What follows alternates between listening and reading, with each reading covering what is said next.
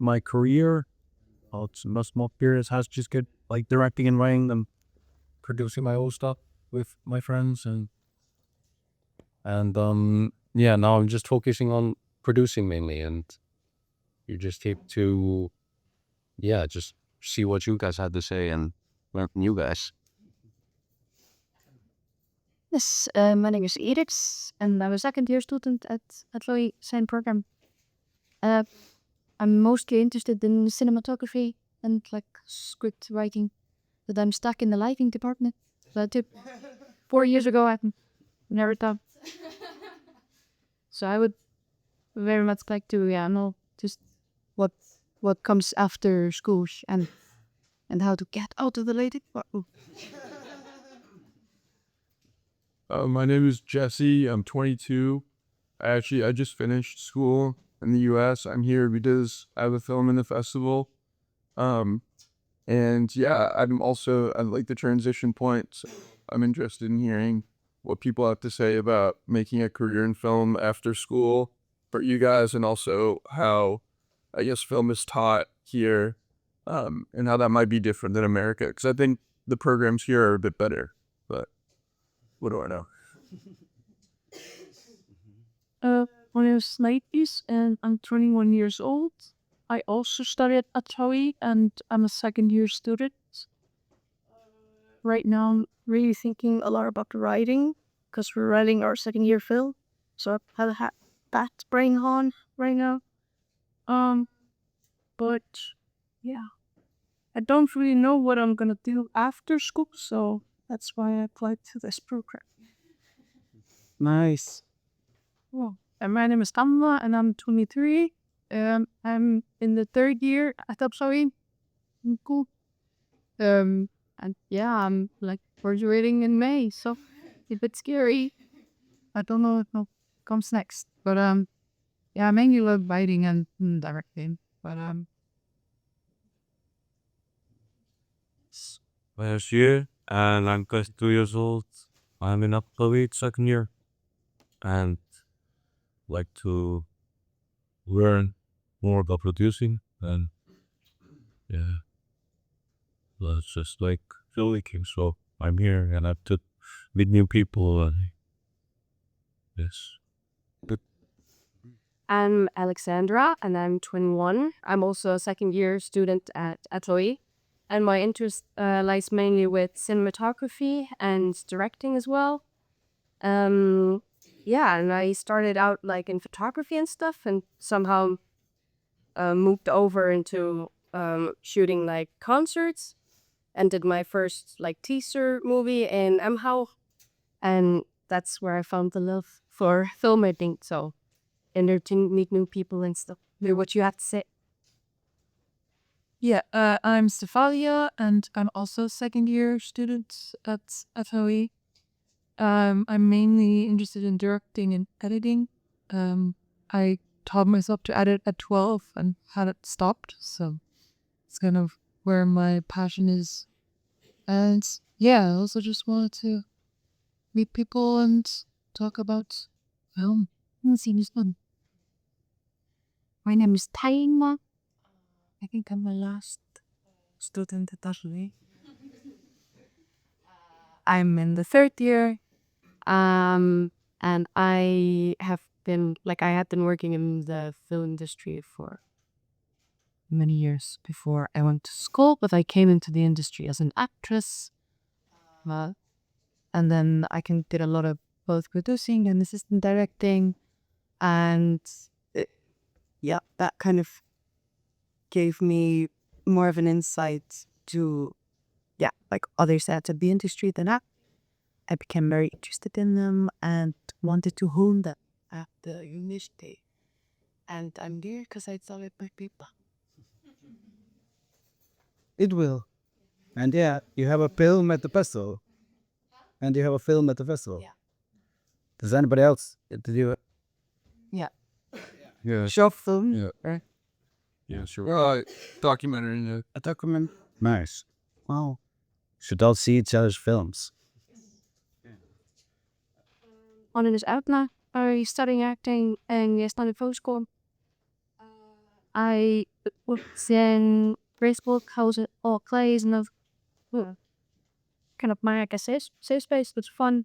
But then I took 1 year of biomedical science in Bali because I decided I didn't want to go into the arts, but then it kept calling me while I was studying at Hawaii, so I quit Hawaii and I applied at the Icelandic school.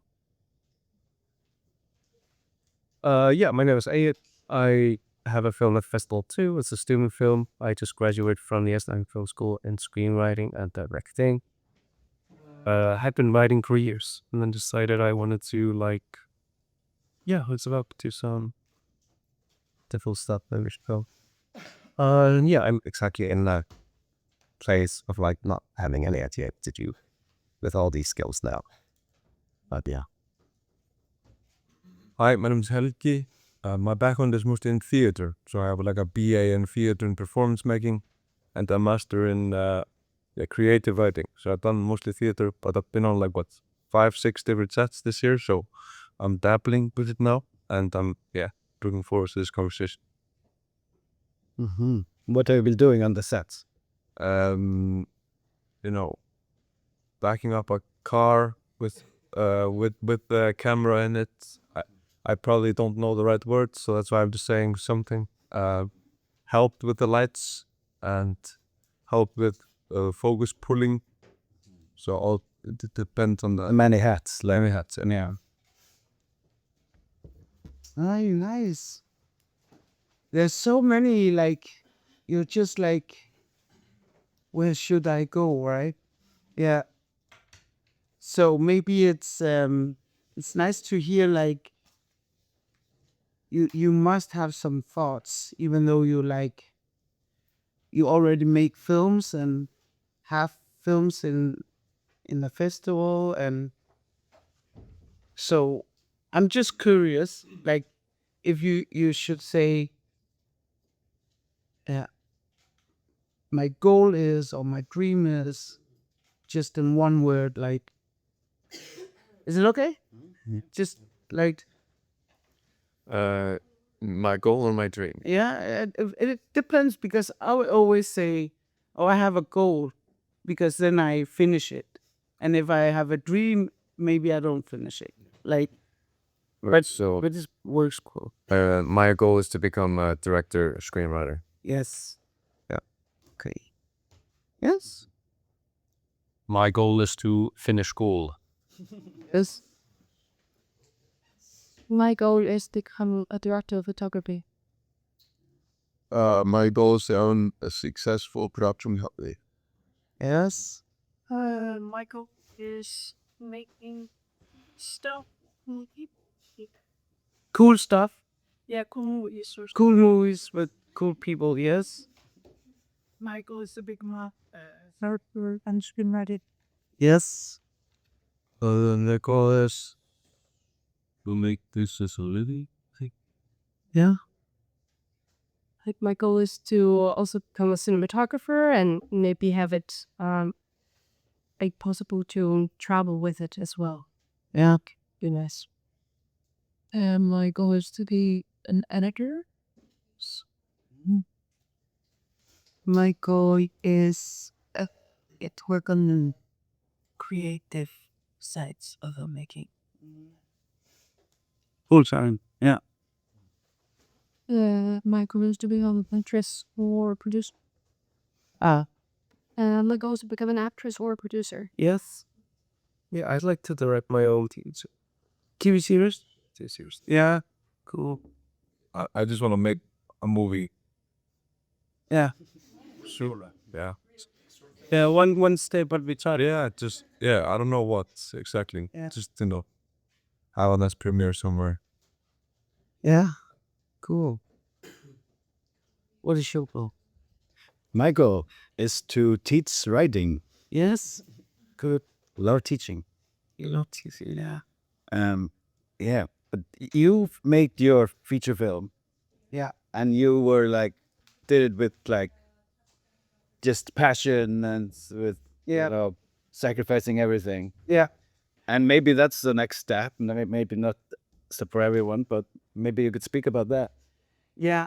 And yeah, exactly, because I think when you say all these goals, it's really some steps that in somehow in this 15 years, 20 years, it has been like, now it's this, and then it shift a little bit after 5 years, and always had these 5 years plans, which I always reach the goal after the 5 years, which is always why it was a goal. Like, okay, I want to finish my film. I want to do a production service. Now, I want to run a festival because I want to inspire to have youngsters making films. So it's really steps. But the my first feature film was um, based on to do a short film, really, and it I had done 2 documentaries and some short films, and it was supposed to be a short film, but it had so much material, and it was really like after we start writing it, I just wrote from my heart, and I went to like a program, almost a year program in New York and in the film school there, and then I was just so inspired by New York. So I said, of course, I'm going to film in New York. And then I'm going to film in Greenland because the contrast there is so beautiful, having the skyline with the ice, right? So, and it was about this woman trying to, yeah, her boyfriend dies in an accident, and then not die, in a coma in an accident, and then she tried to reach him, but it's through our myth. And usually, if we come from Greenland and we say, "Oh, we have all these myths, we should use them." But as a writer, maybe everyone knows you want to write it your own. So I just created my own myth because it's called wind, and I can do that because I'm from Greenland, and because it's my heritage and storytelling. So I think it's okay. But it ended up having 36 shoot days, and I was somehow how can I get this man to New York, because no one really goes from New York, and we don't have an army in Greenland, but I made him he was an army, so I have to be on this warship, and then he have to drown, and then a helicopter then takes him in to New York, and then she get a phone call, and then she had to go to New York, right, to take him home. So, and it was just the story, but then producing and how can I actually do this, and you can't, like, really, like, it's the totally way of not doing it, because I didn't have all permits and all these things, which really maybe in the end was like, shit, when it's coming out, then what? But it hasn't, no one has said anything yet. So, and it's still going on different streamings and everywhere. So I was lucky, but don't do that. Just have your permits. But I think the hard thing was I was filming all of this material in 2014, but it took me many years to have it out, because I didn't, like, when I'm going into the edit, Spiny, you have to make this work. And when you had it, then you need money. You need money for score, you need money for grading and good sound and So it took some years, but it came out, and it was really went on many festivals, started out in Hollywood actually. So I went to Hollywood with it and had it. I was just so determined to just go everywhere, even though at that time I just got a son. So, but I've been traveling so much. So I just had to go everywhere with it so I could sell it, because doing so, I sold my car, I sold almost my office and everything I could to just finish it. But the good part was, like, I have a really good connection and networking, being on Talinale, being on TIFF in Toronto, being in LA or with the Sami or in the Arctic region. So they helped me out and gave me 100,000 so I could make the sound, which was really the last thing I needed. And yeah, so after that, it really had it was really hard making it, but I'm glad I did. But I wish, looking back, if I just had a little more of money, then I could do even more. Like, that's always how it is. So I did this once. So the next projects are really like, have to be good produced and good funded and all that. But it's a good start because it motivates you. I finished it. I want to make the film. Got the film out. So what is the next goal? So the next goal is to, okay, how can I have international people to Greenland so I can get something out of them in the networks for the next films? So this is what we did, and I've done like 3 Netflix films, and yeah, so it comes like when you have things out, but it has a cost, and you need to be willing to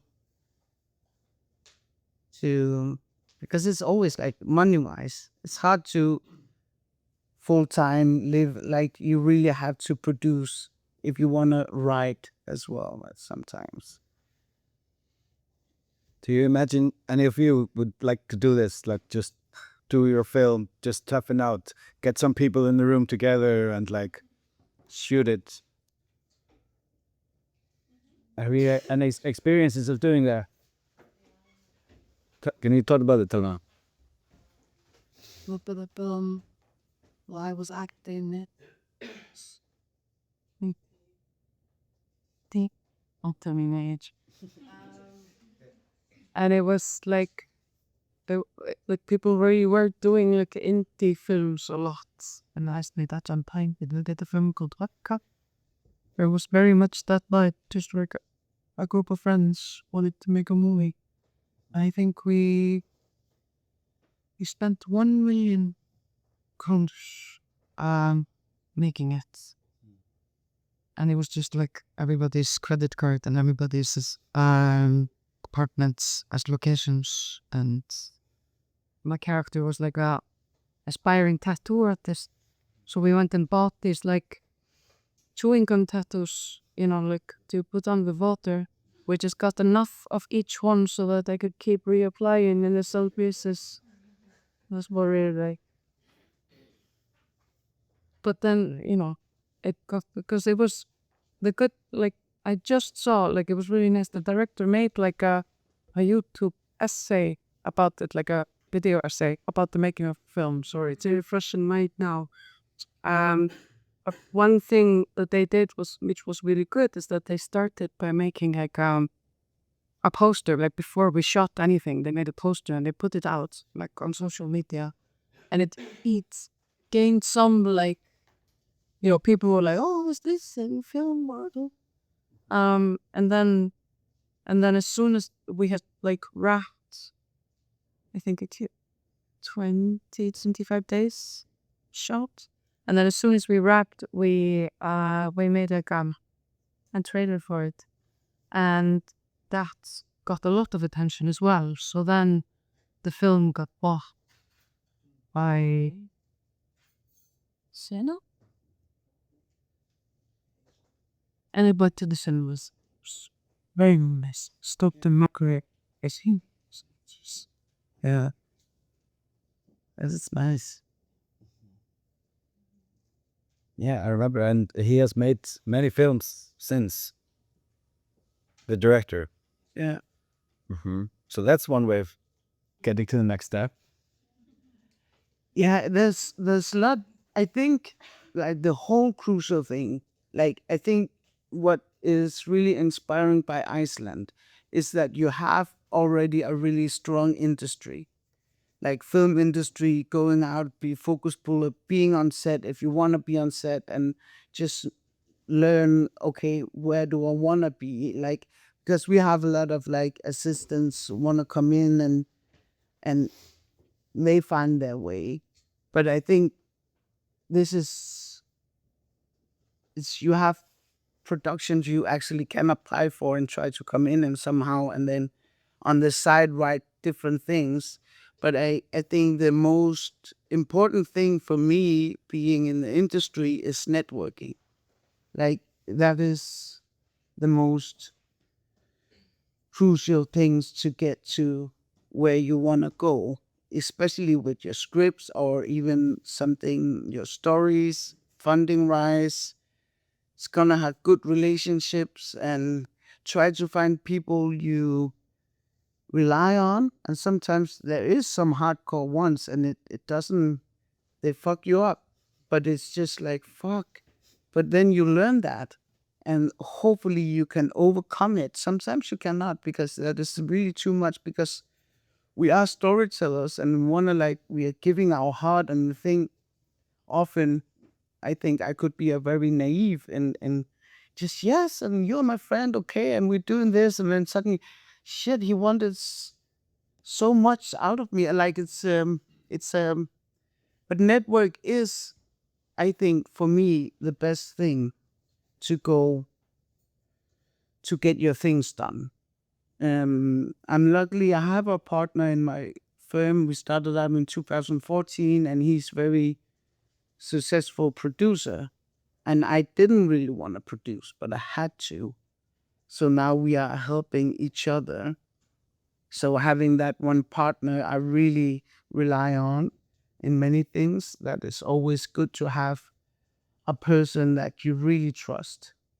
But networking is the key to make, like, if it's you want to be local, want to have a story here in RIFF or have it in the cinemas, and we have these filmmakers in Greenland too. But if you want to be trying to get your things out internationally in the network or even fund it internationally, it's the festival, going to Venice or Berlinale or now Cannes is very much in good seminars for and labs, being in a writing lab, finding these labs that have a year program, because then you suddenly are connected with 5 other writers and suddenly they get through with a film. I was in a writing room with the one who did Reservation Dogs. Have you seen that? It's on Hulu. Yeah, and she was just she really wanted to make a film, but then she got this role, but now she are doing her film because she got the network from there to finance the film. So, and it is really about relationships. Like, how can you find people to invest in you and want to invest in you?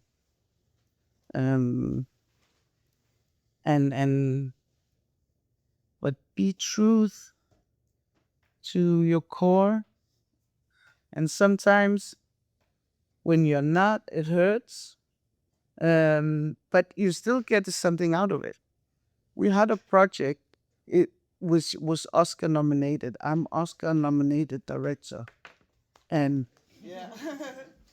and it was really cool, and it was good being there. We didn't win, and my partner will say something else, but I'm like, I would never do that film. Like, I said no to that film for 3 or 4 years. But then he said, come on, let's do it. And I said, they just want to go to the Oscars because he is this Oscar kind of producer. And they would just want to use Greenland because now we are like, and that's why I said no to the project for 4 years. But we did it anyway. And I had to take something like, decide if okay, this could actually have a Greenlander representation, and it's the first Inuit language film getting nominated. Like, you can hear your language in the biggest scene in the world, so that is a good thing. but it was something you have to deal with. And I think making a TV series, I started out with a TV series 5 years ago. It's coming out now, and it's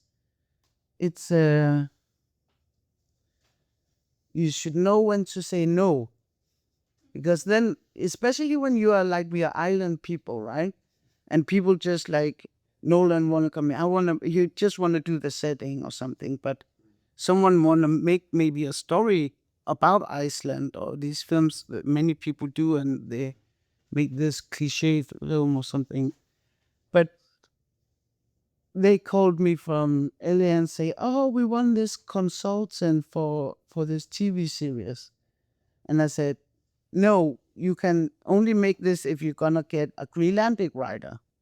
You cannot make this series if you don't have a Greenlandic writer." And then I said, "Okay, I will not help you." So they went to a talent like agency in Canada, and I have an agency in Canada. So they called the agency, they called me. We are not so many people in Greenland, right? So they called me, and then they said, "Oh, we need a writer." I said, "Yes, I'm a writer." And then I went like not, because before in the beginning, of course I will say yes to consult, and I should, but I was at a point where I need to be at the table. So we did that and writing for 5 years or something. And it's a really good experience, but it's a 30 million euro or something, big production, which is scary, but it's still like, if I wanted to have it, then I had to say no. So I think that's a good way of inspiring someone to just, sometimes you need to say no to get what you want, if you really want something. Do you have any has networking helped you make your films? Can anybody speak on that? What do you do the film that I have here? I guess you can call it networking. I've had a lot of bluff through like messaging people on Instagram, Yeah. Totally. Yeah. not following or no relationship, just like going and messaging them. And I messaged Ragnar Axelsson, the photographer, Yeah. and he ended up like being the one to help me make the film. It's about Icelandic sheep farmers and like Réttir, but like the mostly before Réttir, where they're actually doing the roundup in the Highland Mountains. Yeah. And he has been like photographing this particular community for like 40 years, for basically his entire career. So he was able to introduce me to all of them and vouch for me. And so I guess like kind of like if you're not in a place where you can network, Yeah. for example, you still have like options like reaching out to people, because a lot of the time they're actually very open to talking to you and me, the project. Yeah, exactly.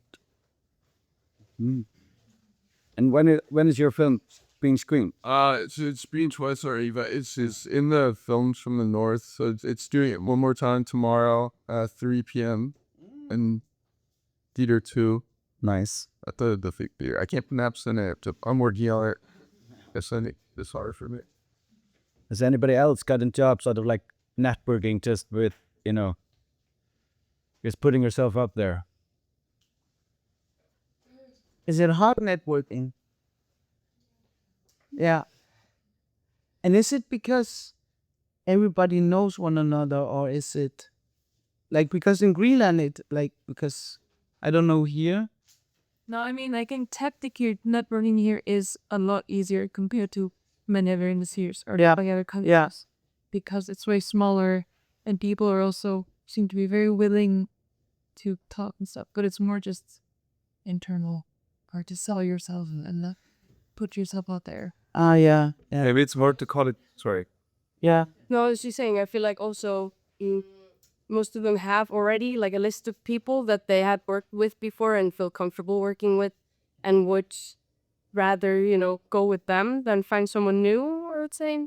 Yeah. That's kind of, you have to, if someone drops out, then you have to be quick to say yes, I feel like, because then you're on their radar. So maybe Yeah. later on they will also contact you again. Totally.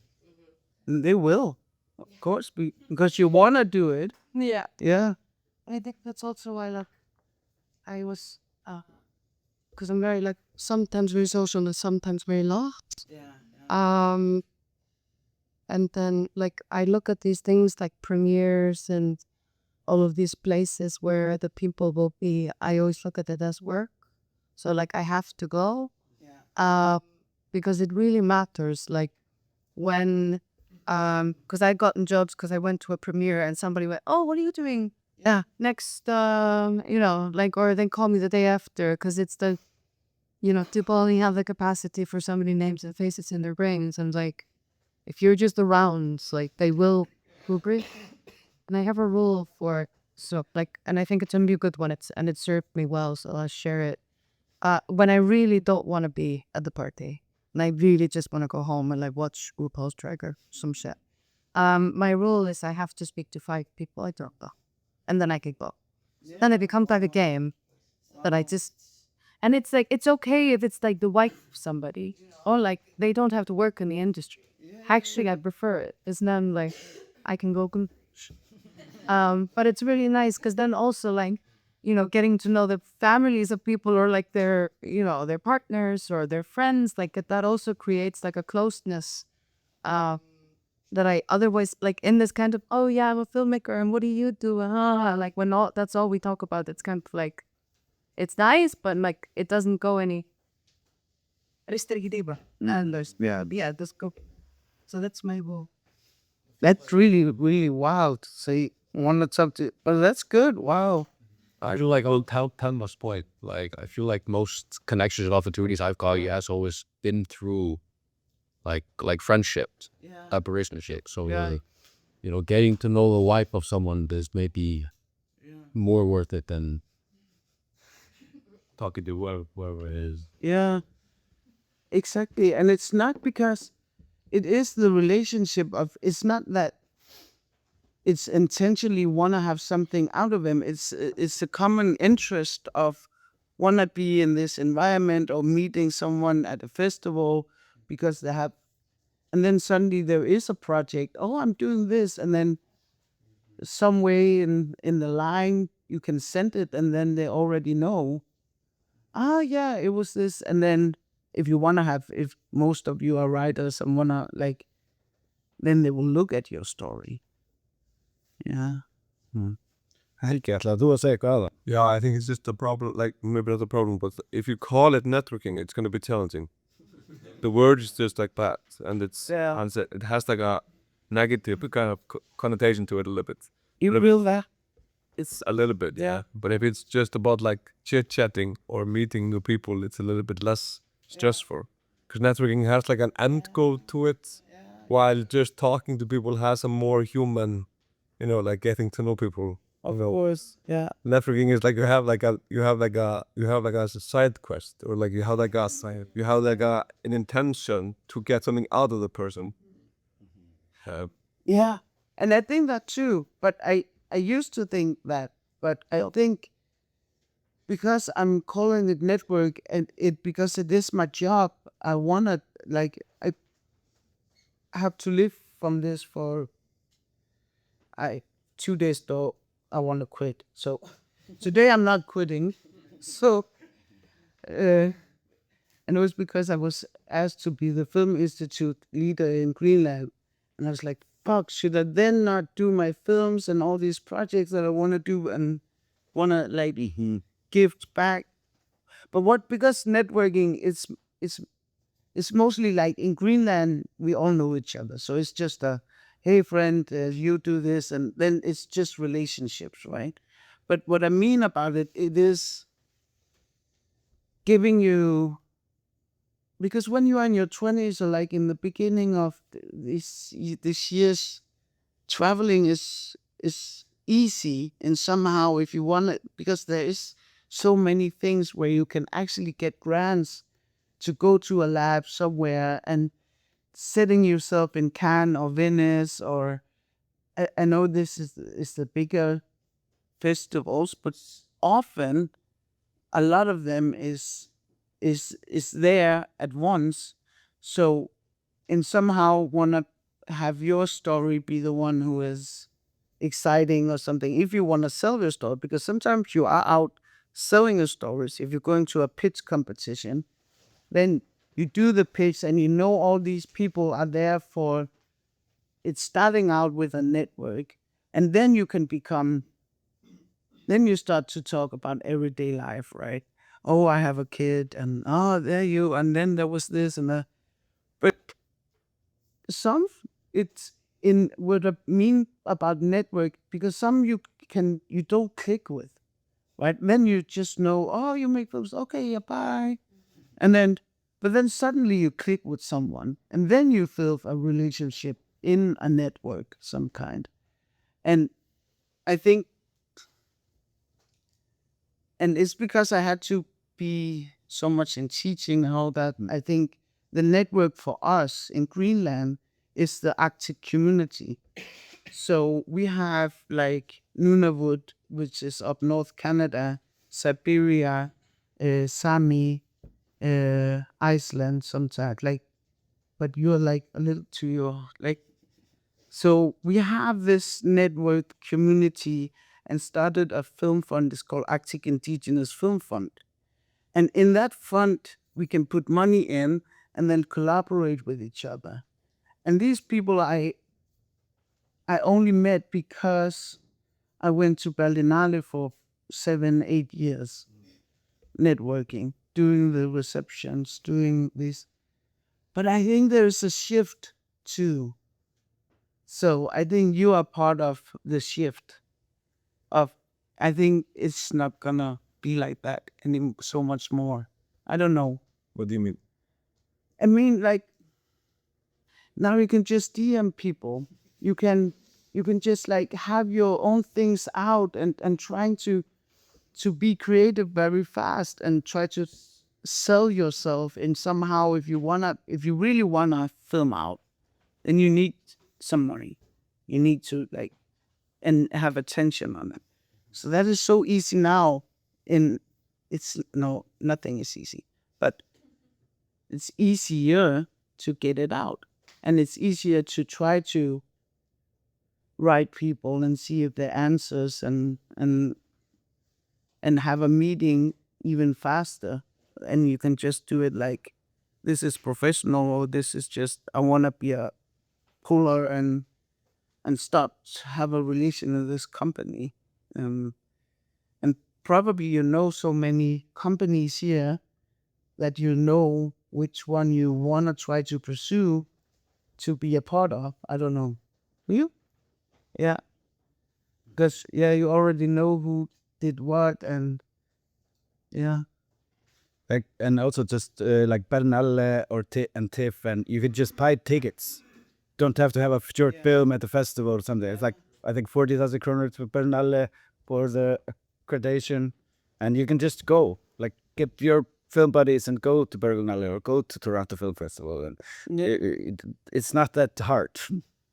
Yeah, and it's you can get the culture grant from here, for the traveling, and then for the ticket, and then going to the market. I did that with Einobe. I just went to Berlinale because now I've been there for 4 years, and now I have a film, and I didn't. So I just then you can find the list, and just write like everyone. So there is, I think, around 110 bios or something. So it's a big room, and so I just went to every, can I have a meeting? Can I have a meeting? Can I have? So I ended up with this many different, no one bought it.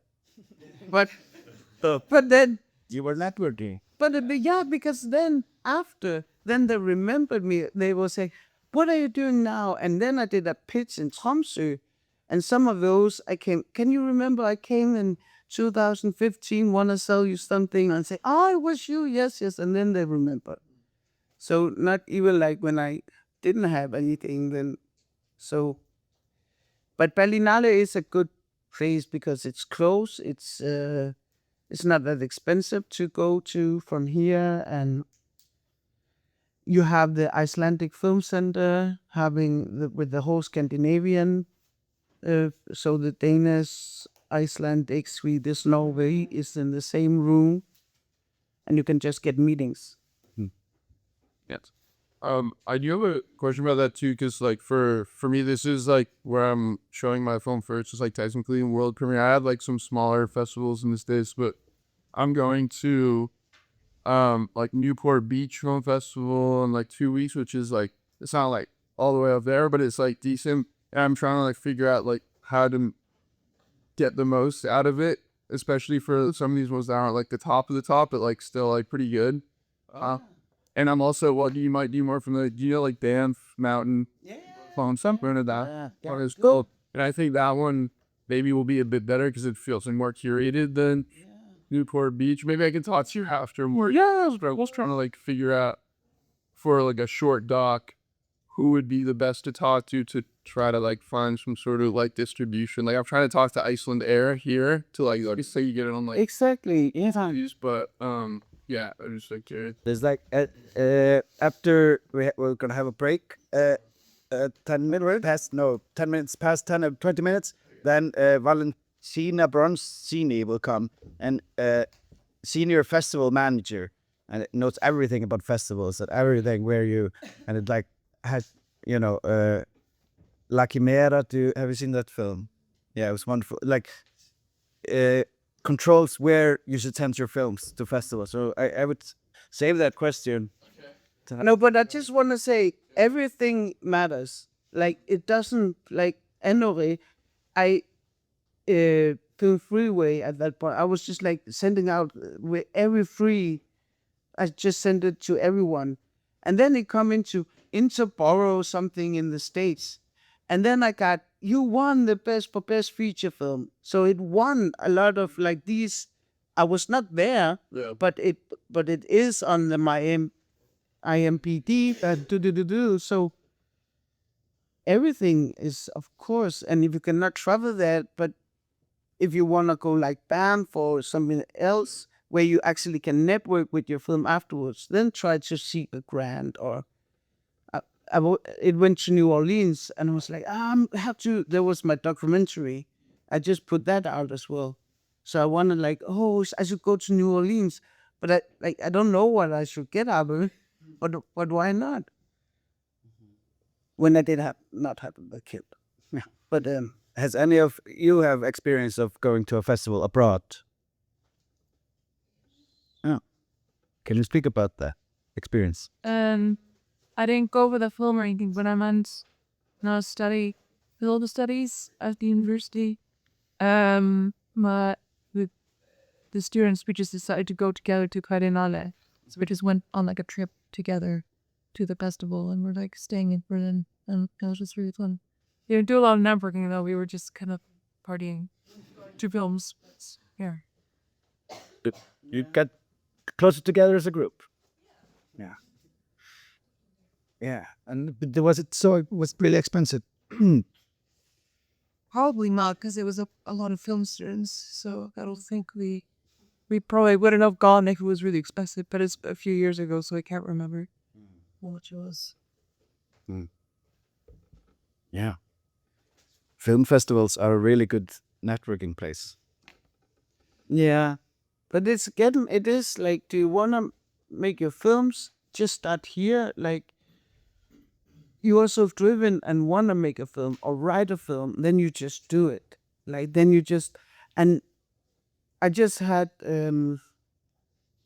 when I write, I'm always like, sometimes I think I have ADHD. I don't know. Everyone is getting this tips, but then I just like hyper focus on something, do, and then it's not. There is a structure, teaching. Okay, this art, and this art. But it was really first when I started the TV series, I had to follow it. Because then it's like, you need the teaser, then you need first act, and I had to stay in that lane, which was nice because it was really good for me to try to not be like, just write New York and eyes, and then I have to do it, then it costs a lot, right? But I don't think, I think it's the best is always follow just what you want to write or what you want to do, and then always you can always like downsides after. But sometimes we are schooled in just saying try to make short film in one room, or so then you really get to know storytelling because then you are so creative in this. But why? Like I want to talk about this and this and this, like, and just had the ideas. Yeah, because my inspiration, I don't know who you all is, but have you? My very first was Twin Peaks when I was 10, and it came in the television, and I was just, and my mom, she wrote read out the subtitles. I was just so locked into it for like 3 years, and then he came out with the film after, and I was the diary. I had to read Laura Palmer's diary and all this, like, so not even knowing, like sometimes these kind of dreams or something always like comes into my films because I was so maybe inspired by that. Maybe too young to watch it also. Yeah, too. Yeah, I didn't know. And then when Bach come in with this sofa and just going over, and then the next day in the school, my teacher, I was like really wild. And then he just came from the other table like this, and then taking me out of the school. And I have watched Bob. You know Bob from Twin Peaks? He's very, very scary. And then it was like him. And then there's a scene where a light goes like whoop, whoop, whoop, whoop, and Leo comes with this. It was very, very scary. So when I went to bed, my light actually did this woo. But it's so good to have these directors inspo. So maybe if we are finishing soon, who are your? Yeah, we have 10 minutes. Yeah, I think most recently, Paul Thomas Anderson has been I've been watching his movies recently. And I watched Punch Drunk Love, which was really fun. I wasn't expecting, the lighting in that movie is very interesting. Yeah, silhouettes. Yeah. And I also get some inspiration from authors Tolkien. Tolkien is a big inspiration, and Asimov and these kind of world building things is very interesting to me. And then David Lynch is sort of an inspiration. When they were some people had in March, they were screening four David Lynch movies, and I went to see all of them. Oh, good. And then there's also David Fincher. Yeah. Some of his movies are really some of my favorites. My favorite movie is Sound of Metal. Has anyone seen that? Yeah. I do get sort of inspiration from these calm stories. I don't really write these sort of big epics, if that's the right word. Yeah. Wow. Good. Yeah. I just didn't watch all the same stuff as him. And basically, I went to see Paul's new film, One Battle Eternal. Yeah. Went to see that in the theater, and I loved that one. And I also just watched the old greats. Kubrick, Kurosawa, and those are the big names that come to my mind. When was it when you were a kid? What? Oh yeah. I first discovered 2001 Space Odyssey, Cooper's films, as well. I was browsing on the internet at 2 in the morning or night. And I found these shots, and I was like, wow, what is this film? There was stills from the film. Yeah. It's I had to understand what this was, and I found the film, a free download of it on my computer, and I just watched it all the whole night, and went to school the next day, and I was to my friend, wow, I saw this crazy thing, you have to go see it. Yeah. I just go to his house, put the computer in front of him.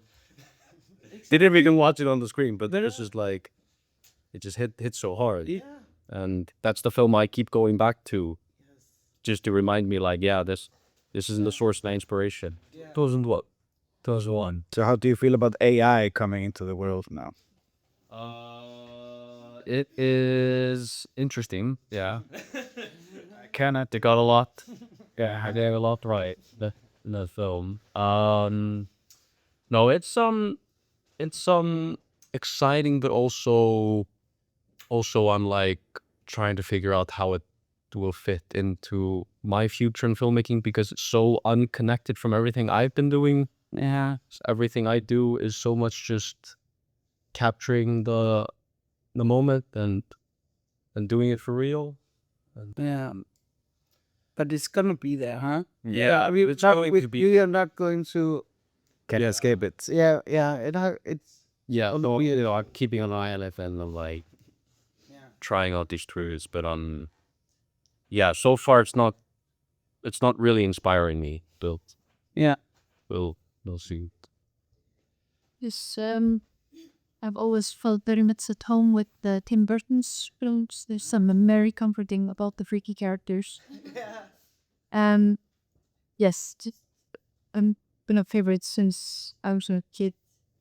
And really want of Damon Saddle as well. It's like the way he tells stories through visuals is very interesting to me. And recently discovered Robert Eggers. It's just really nice role. There's not a single person that inspires me most. It just gets hints here and there. Yeah. But if I had to pick one right now, it would be Tim Burton. Yeah. Yes. I'd really say my like favorite like piece of like cinema, which is like a TV show, is probably Better Call Saul, as like a sort of series or whatever. It's like Vince Gilligan and Peter Gould, but I don't know, like it's just like such a well fleshed out universe. Yeah. So like iterative and so beautifully like designed and written. And especially like the character work in that series in particular, I think much more the Breaking Bad. Yeah. It like goes above and beyond, and I think just like really impressive feat. And like I've watched this series like several times, and I'm just like kind of like blown away. I get like so into it every time. It's like I matter how many times I've seen it. Just there's like so many layers to the writing and performances, and like always something else to get out of it. So yeah, it's like very inspiring.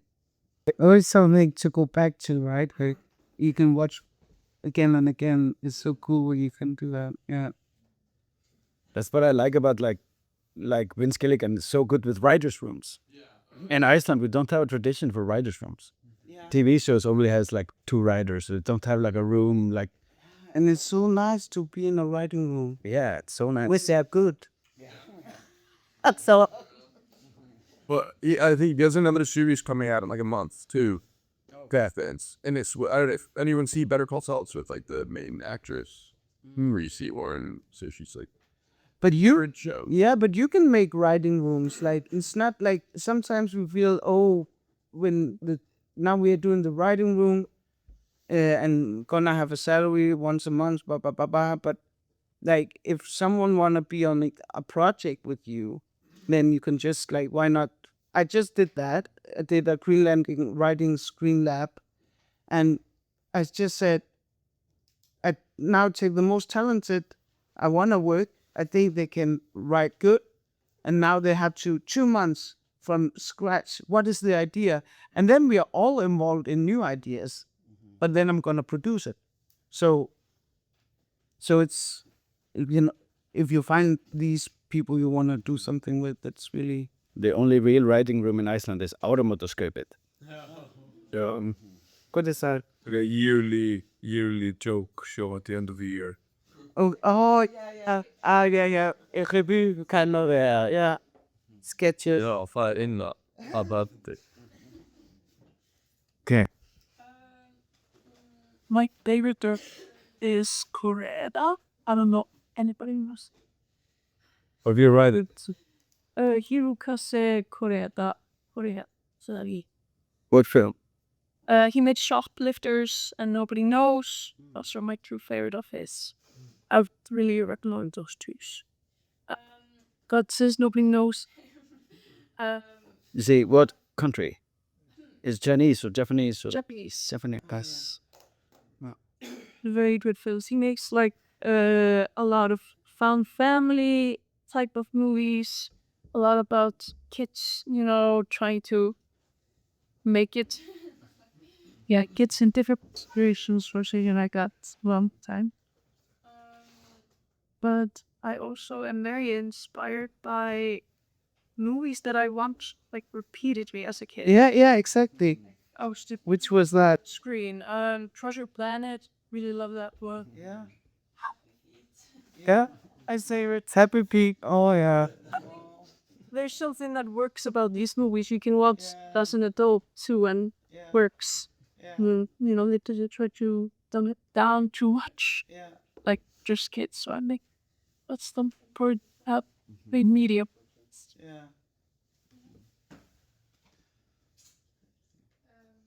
Yeah. I'm very inspired by Needs Gamma, the bench starter. Really love Put the Valley of Fire and the Petit One.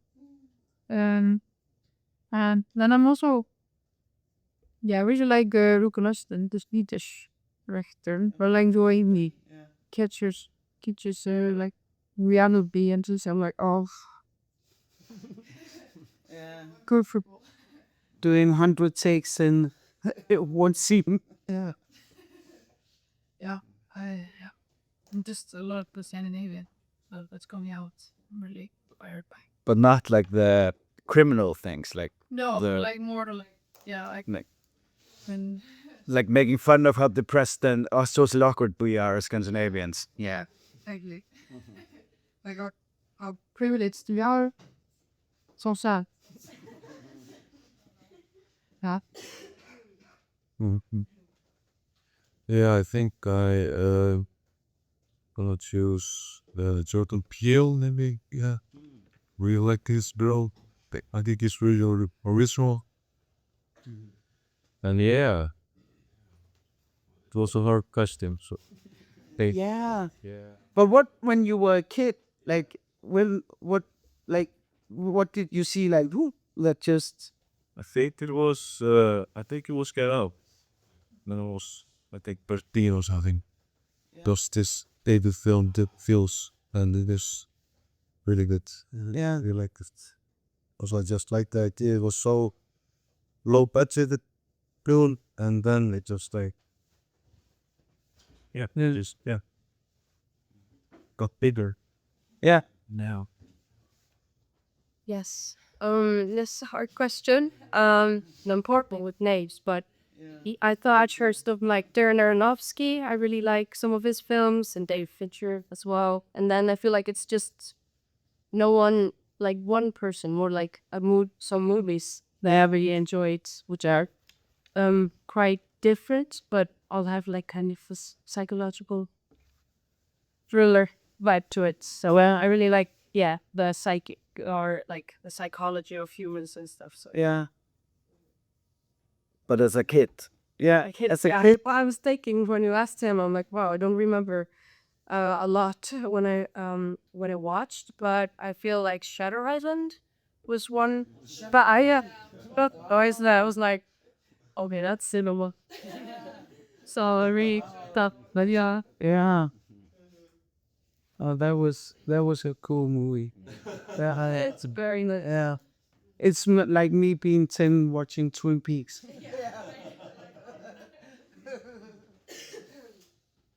I like all-time favorite movies that I'm constantly inspired by is Eternal Sunshine of the Spotless.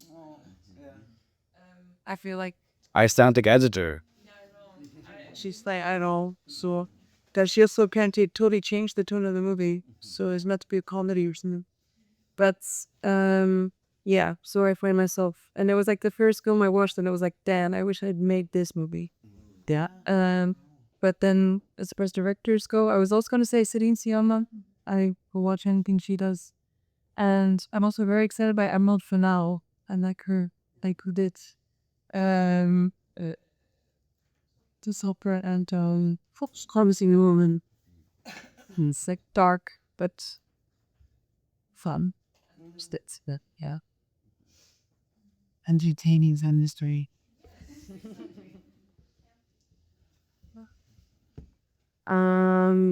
Yeah, I'm very inspired by that fellow as well. Like the tone of her movies is very cool. And then I really like Kari Astas as well. Um, Same kind of like, but more maybe like Scandinavian, but like a similar tone. It's like a little bit like ironic and a little twisted, but also like very entertaining. Yeah. But be more kind of Scandinavian than and as a kid, I my favorite thing. Harold twins meet that summer camp that they know the other one. I was it's so good. You know, see Meyers. She also directed The Holiday. She's just very good at creating like a film that you feel really nice. Yes, like a hug. Yeah. Like the editing and like all the movement of the film is just so very comfortable to enjoy. Yeah. So yeah, that's In these hard times in the world, we need these kind of films too to just like yeah. No. I'm having a hard time picking a favorite director. One that I keep coming back to is Mike Flanagan. It's Haunting of Hill House, Haunting of Flyman, Bad Bats. Yeah, and growing up, I enjoyed Tim Burton. But I remember the movie that I guess changed or kind of made me realize what kind of movies I like was Blair Witch Project. Not sure. Not sure the greatest film, but I like. Yeah. Wow. Love That you don't really see what's really going on. Yeah. Kind of made me like that aspect. But it could be anything. Yeah. And also, it was. I think there's like crowdfunded. Yeah. It was. One of the first where you like. Yeah. And then you find out after, is it or not? Is it just a stunt or a good? It was good PR stunt, yeah. And yeah, it was really low budget, and it was one of the first hung, but it so kind of created another, guess, genre of horror films. Yeah. They really like horror films. Now they tried to make a remake at it for some years ago, so it's like, yeah. That's not right. Oh, not right. Yeah. Like the Yeah. Yeah, and so for the film that I did now, a screening here on Saturday for. And that's like Edgar Wright and Kevin Smith and that type of stuff. Fun, comedy stuff, snappy dialogue, inspired by Community as well. What's it called? Called The Lord of the Tube Television Sets. what shit is it? It's in the student films. Oh,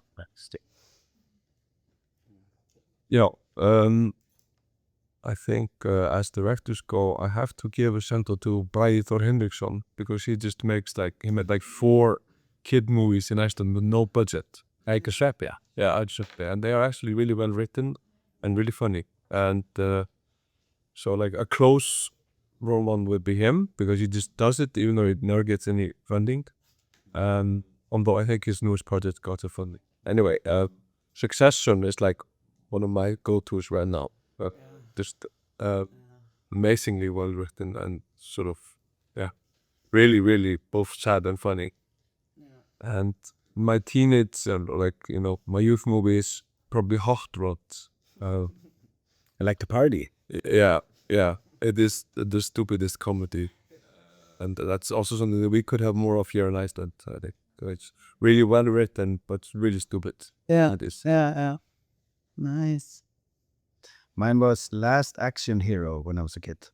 Last Action Hero. It was Arnold I was such a movie nerd. Yeah. And it's about a kid that loves going to the cinema and he gets like a golden ticket. And when it's ripped, he gets transported into the film. That was like I hope that happens to me. Yeah. Oh, Goonies. Yeah. Like Goonies, these 90s classics. Like, yeah.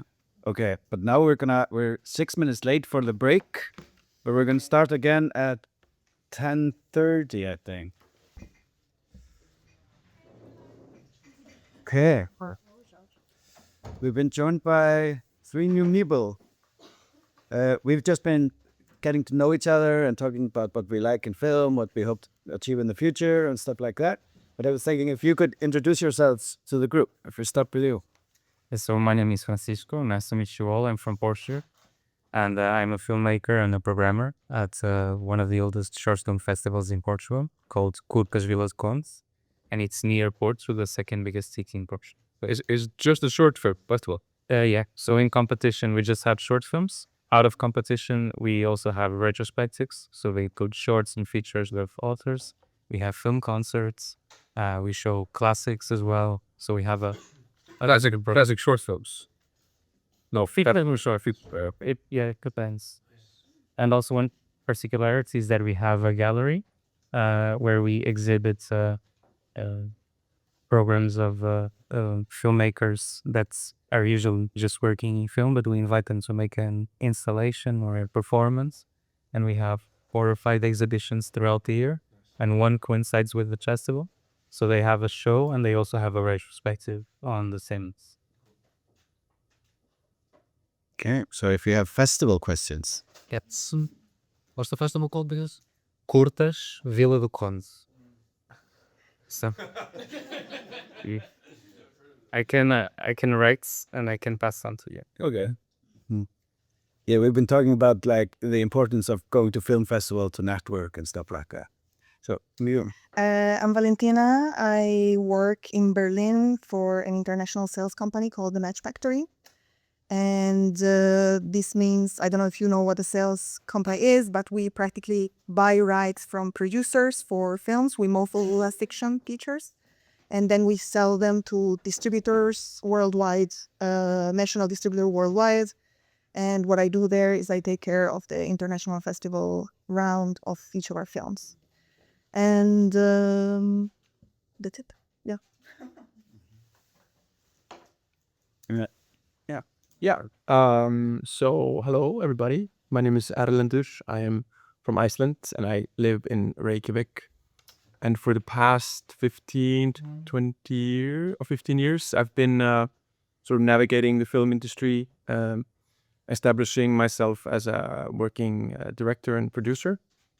And my journey began in 2009 when I went to the Icelandic Film School and graduated from there and went on to kind of work in the industry and worked a lot on the sets on feature films and commercials and documentaries, and sort of surfed the freelance world a little bit before going on to pursue my MFA degree in film directing at Columbia University in New York, which was a 4-year study.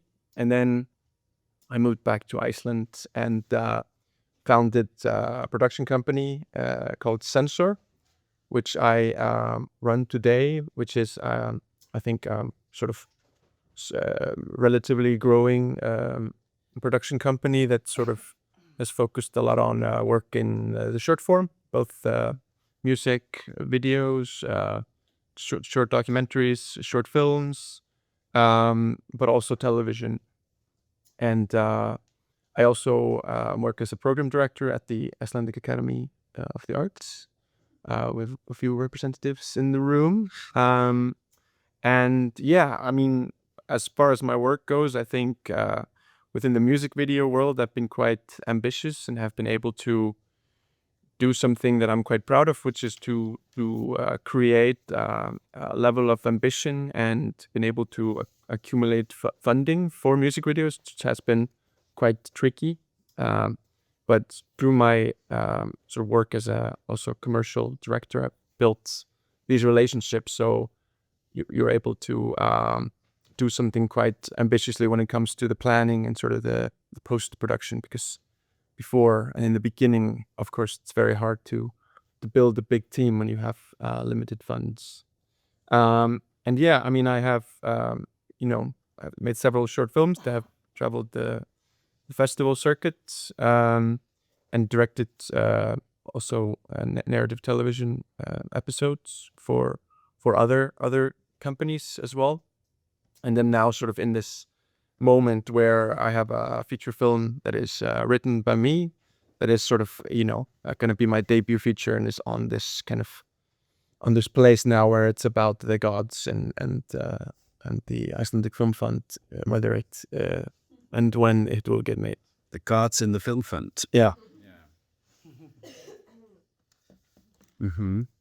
So I just want to pick up on because two festival people and your question earlier. Can you repeat that?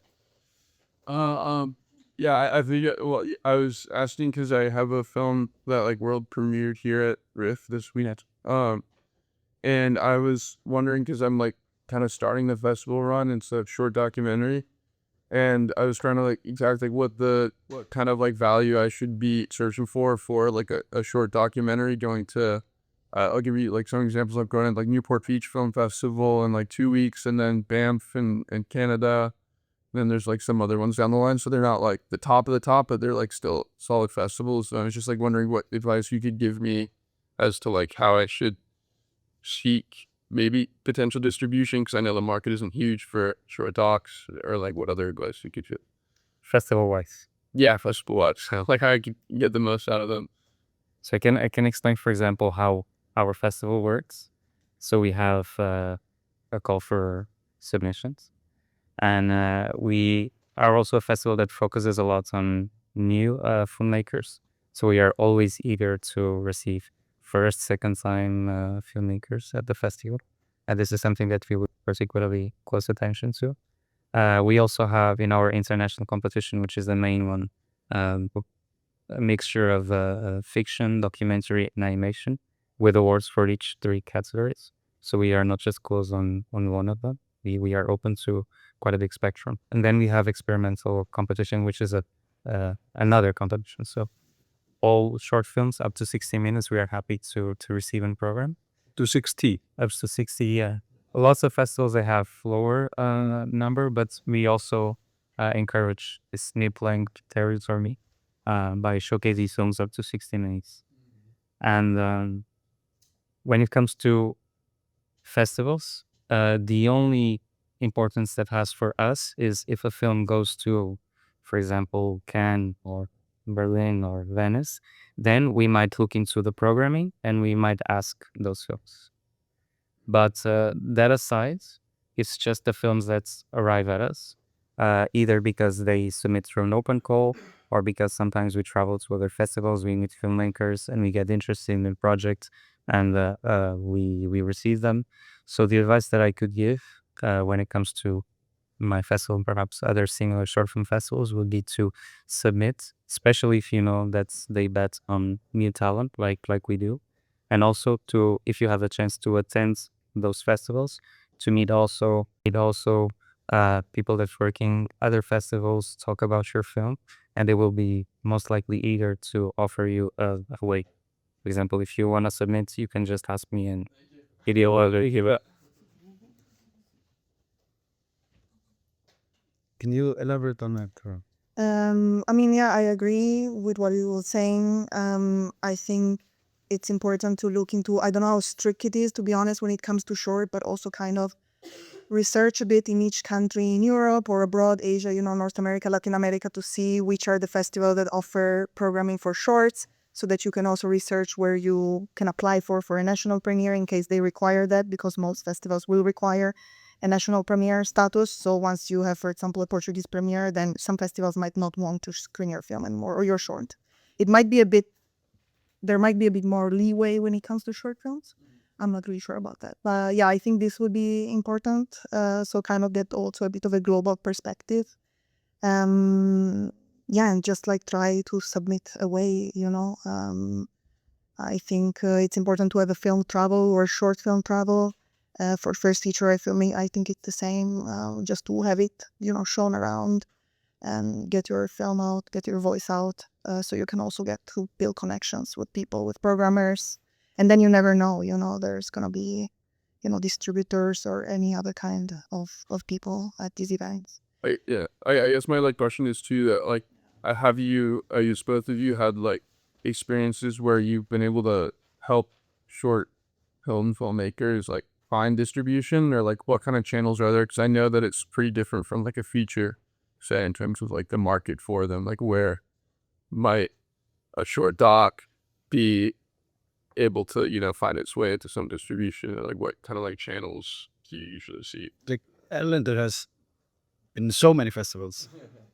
Can you speak? Yeah. I mean, I think, I think everybody is kind of aware of this tier, the top tier festivals, and you sort of try in the beginning to get into those like A-list festivals, because what happens there is that you have like a bunch of programmers coming looking for the, new voices and the hot stuff. And then if your film gets picked up there, you can kind of, travel with it for some time. But if you, don't get into those festivals, which doesn't mean that your film isn't good. It just means that maybe there's another film with a very similar subject from a country that they are kind of trying to, because in my experience, at least, festivals very often think about diversity, and they think about, sometimes like with short films, it's like we have the program that's like coming of age, and we have the program that's like horror, maybe the program that's like, human rights or something like this.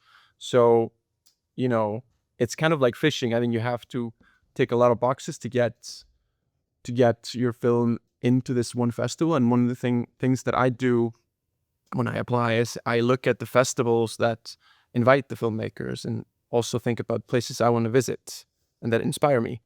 So, for example, I played at Palm Springs, which was for me like a very interesting place. Of course, a great festival, but also like I knew that they had an ambitious short film program, and they invited the filmmakers, and it's it's a great place. But so I would say when you're going through the film freeway festivals, and you're seeing the opportunities, I would think where would you want to travel, and look at photos from the festival. Does this look like an inspiring venue for you to attend? Because ideally you want to travel with the film, right? That's where you meet the people. And then from that as well, have you, and like, let's say like the trip that you had in Palm Springs, were you able to like meet someone there who's able to like get on some sort of like streaming platform? Or yeah, I guess like when I'm talking about distribution too, I'm like thinking more of like the after the festival, like what came with it at that point, and like what is like the, I guess, ultimate goal for a short, like what's the best place that you can get it, either be on like an academy. Yeah, I think for me, like 2 of my films were acquired by like a distributor, and both of it came through just word of mouth, because it's not so many companies that do it. And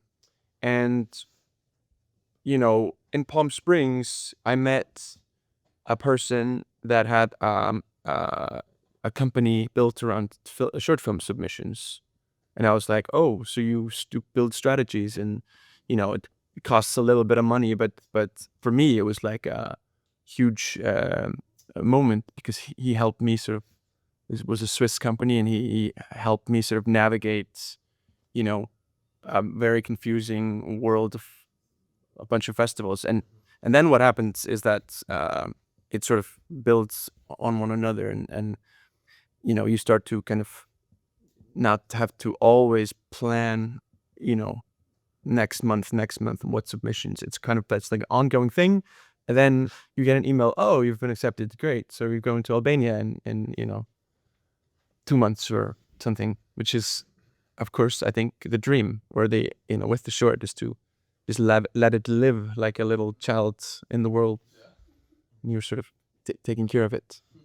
It's maybe a stupid question, but is it always like, why do you want to go with the movie? Like, is it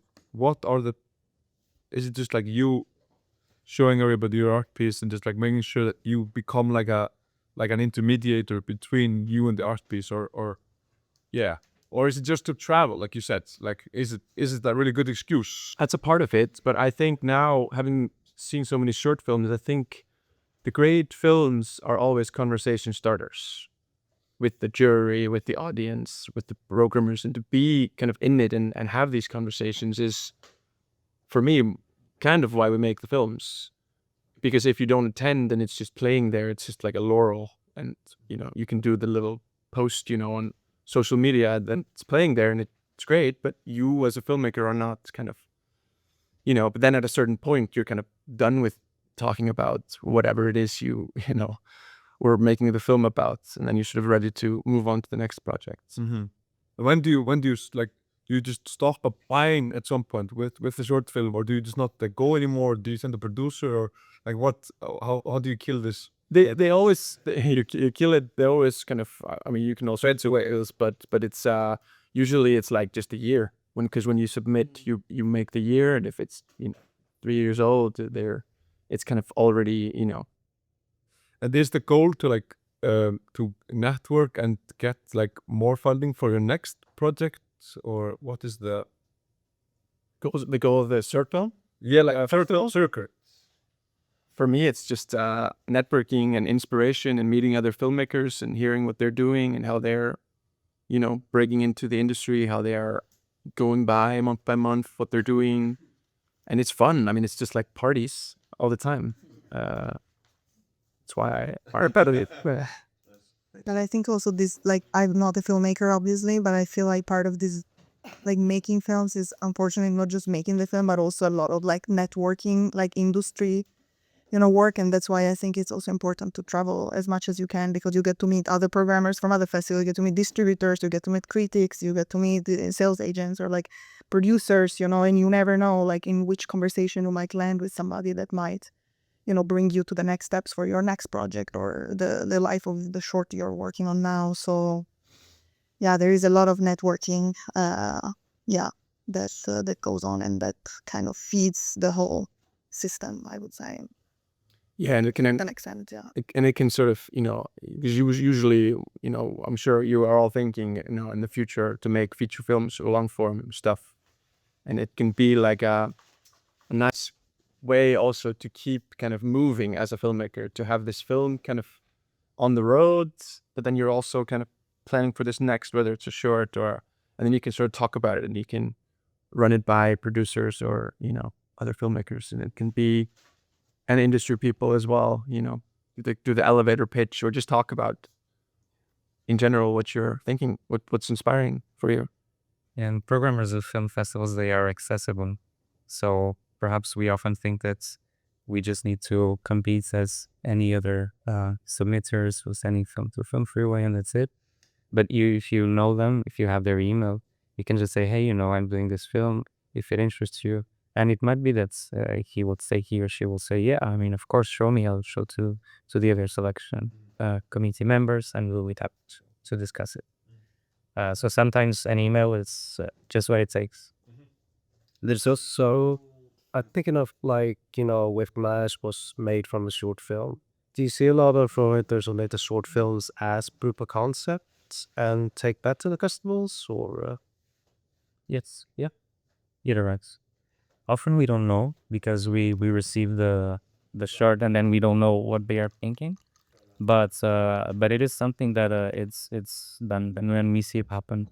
And at the festival, we sometimes have a section out of competition, which is called From Short to Feature. And we showcase, for example, filmmakers that are usually working in short films, but then they suddenly decide to make a feature. And it's also a space where we can have a conversation between shorts and features. In this case, out of competition. Cool. Tell them. Yo, I had a question about this and like the programmers at festivals. Because now I have a been here. And I was coached by this broker. And they were like, hey, can you send me an email? Like, give me a card. So I sent an email. It's Thai, tumor, blah, blah, and thank you for the kind words. And they asked me for a scraper. Yeah. For the film. So does that mean that I'm like Submitting the film to the submitting the film? Oh, there's cool. Wait. Like the online. Yeah. But I think too, it is like to have a project, like having the short film, because maybe the short film finished like 3 months ago and now it's starting to traveling. But the goal is to have the next project in line. So when you go out, you really, because that film is finished and maybe you had that film like working on that for 2 years, so it's just over. So to plan to travel to go somewhere, it's of course to represent your film, but if you have other projects in line, it's always then you really can use it as a good platform for the next thing. And if it's in competition or even wins or something else, like then they already know. Then you have a relationship with the festival that probably with the feature film gonna look into you and say, okay, I want to talk, and it's mouth to mouth from festival like you programming here. And yeah, Frederick here that now is from Tribeca.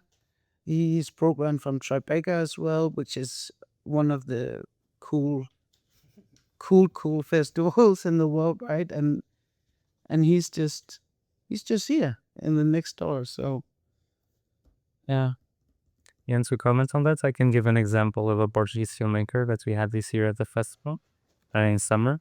So he had a film in the main competition, the international competition, and also he was developing a new film that was part of our industry activities. So it was several pitches. We had 10 projects teaching their ideas to a jury, and he ended up winning the awards, which was worth some post-production services, some money for distribution. So it was for him a platform to be there and showcase the film that he had just done, but also to think about the next one. Yeah. So also something interesting to look when you apply to festivals, and talking about your earlier question, is if you see that a festival has the industry activities that you can take part in, that's the best way to get your next project talked about and to meet people that can help you bring this project to the audience or to maybe sell it. I think also the Icelandic Film Fund, you can go to that and they help you with festivals and stuff like that. Isn't that true? A little bit. They sometimes send out waivers. I think building a relationship or finding this person, the one who's been doing it now for almost 2 decades, just quit. So we have a new face. It's Krista. So yeah, but I think in general, like the way I think about it, it's like I learned this word snertingar. It's like kind of like a marketing term, but I think of it a lot when it comes to my work and my work ethic. It's like you have these boomerangs, and these emails, right? There were these like private messages, and the more you have, the more of them will come back. So when it comes to like promoting or applying for things, if you have a lot of boomerangs out there, there's more chances that something good can happen.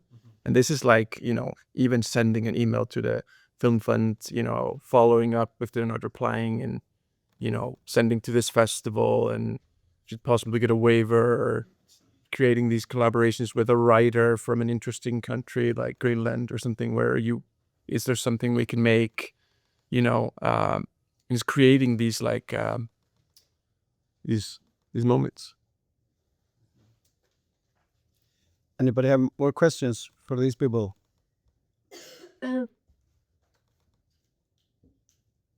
Yeah, but we were talking about like where now that they're students or finished school, like what is the next step? That was like the big question that was like tormenting their minds. Do you have any advice for them? You've been talking some about it, but do you guys have some advice for that dreaded feeling? What to do next? Yeah, I mean, I think you should look at yourself like an entrepreneur. You are your own fortune, and you should be always creating these moments and throwing these boomerangs out and meeting people and being kind of, innovative with how you move forward. I think film, just in the time that I started making films, has changed so much. Like, I was shooting on tape when I feel ancient saying that I started making films on tape. And,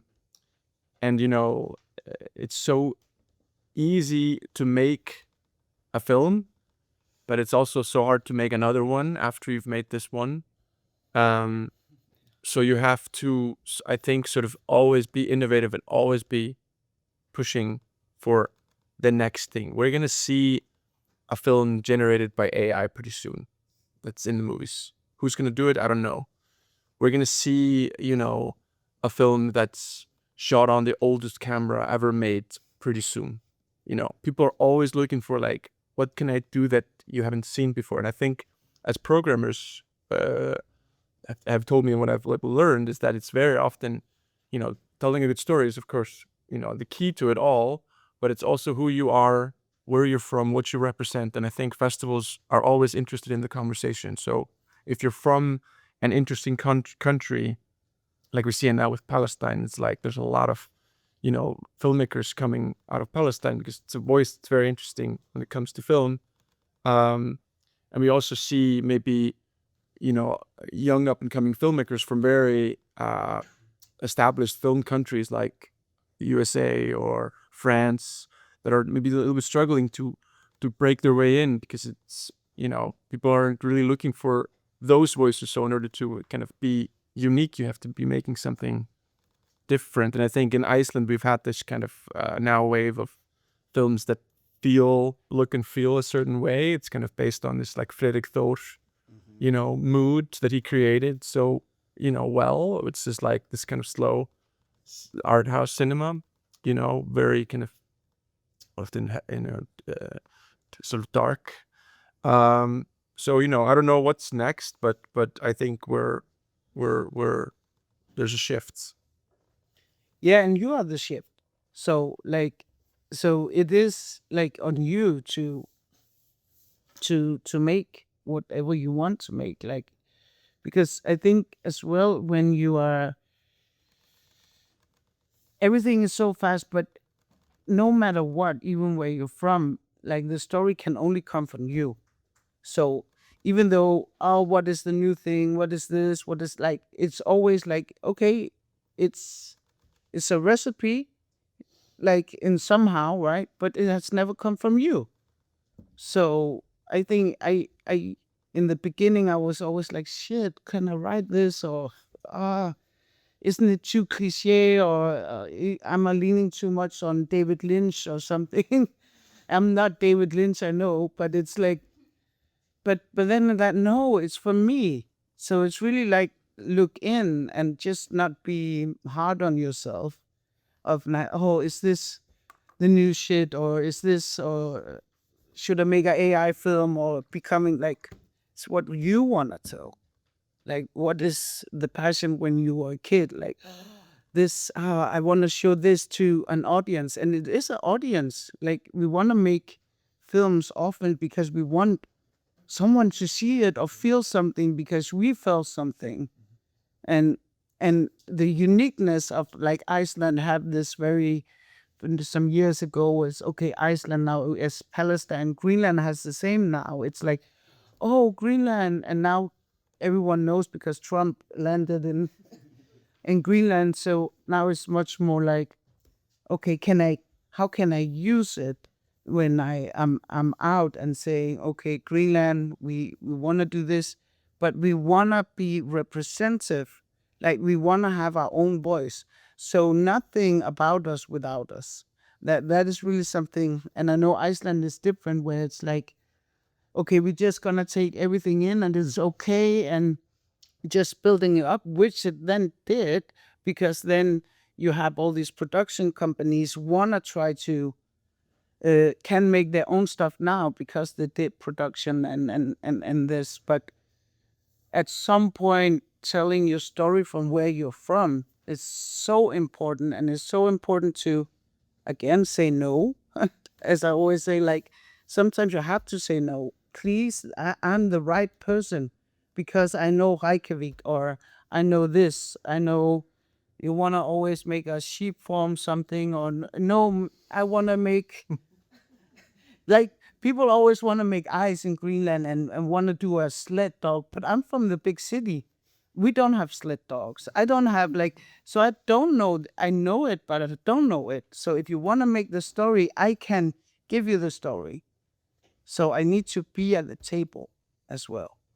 And then, of course, we are humble as well. In the beginning, you need to do the net. Where do I fit in, and have a relationship with these guys, and say okay, and starting up. But the one story that you have is always the biggest passion, and then when it's finished, then the next passion is coming, right? So, you will always just look in, like you like Tim Burton, yes, and there's something quirky, and then, but I'm gonna tell it.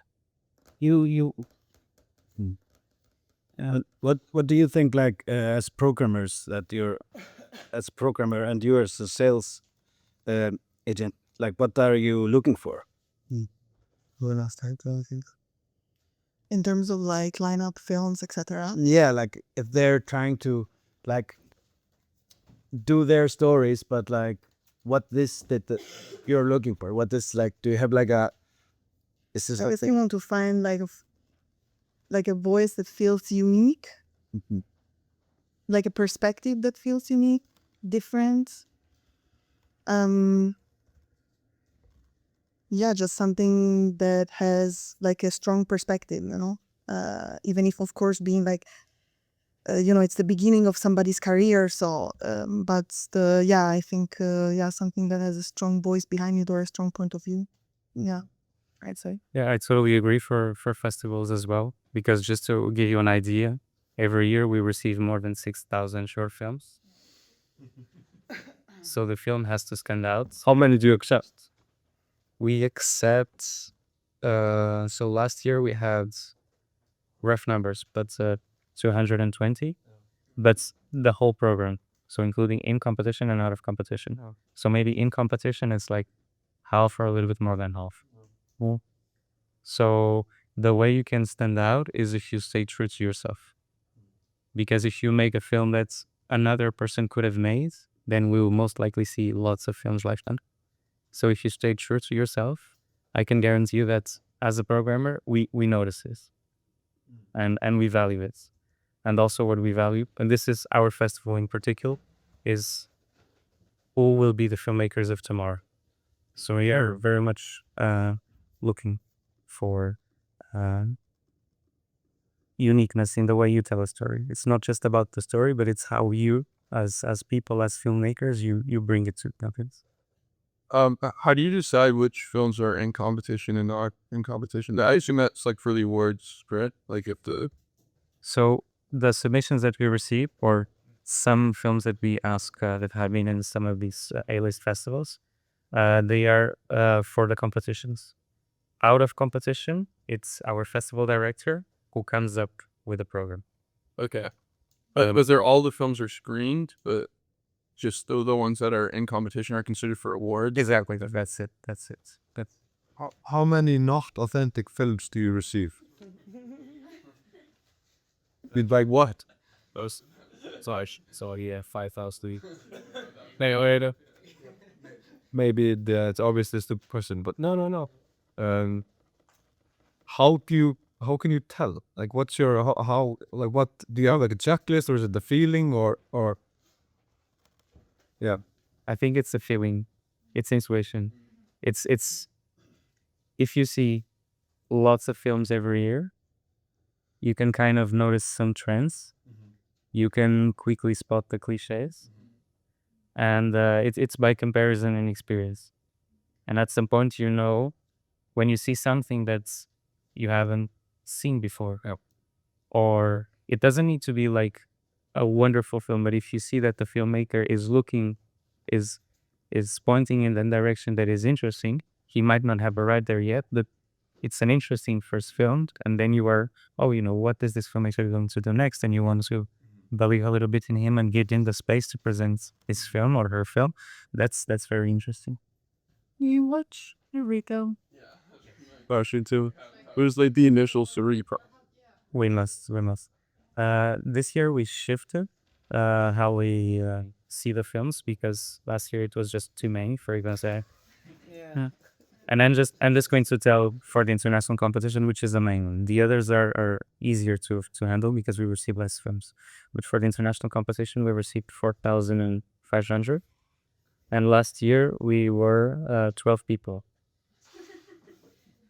So we were splitting the films by the 12. So in the beginning, the film would be seen just by one person. Then if this person would like it, he or she would pass on to a group of 3. And then if the group would like, it would pass on to the 12. And every month we would have a meeting to discuss what are the films that we see all the 12 and which ones we want to select or not. And festivals, they do this differently, but we invite films throughout the year. So we don't wait for the end. And this is because we have competition. And Portugal has lots of film festivals. So I really recommend that you get to know them. And if you ask some questions, I'm happy to answer. And the main festivals, they require Portuguese premiere of the short films. So that's why we invite throughout the year. So that if we really want to film, we want to make sure that we screen it, not our enemies. So like you have like 450 films that you have to review. Is there like a quota, like you can't pass on film like 10% of those or something, or is it not really? It's just like last year it was totally free, but this year we made a change because it was just too much for programmers to handle, and at some point you are a little bit like overwhelmed with films, and it's more difficult to be focused. This year what we did was we have one person less, so we have 11, but 3 of them, they are what we call a pre-selection committee. So they see each of them 1,500.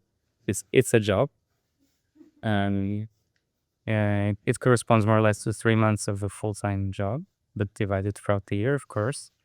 And they can send us up to 80 films, so that the whole 11 of us will see maximum 210 films. And then our festival is a little bit particular because we also have another group. So within the 11, we have 3 people that are pre-selection and 5 people that are what we call a task force.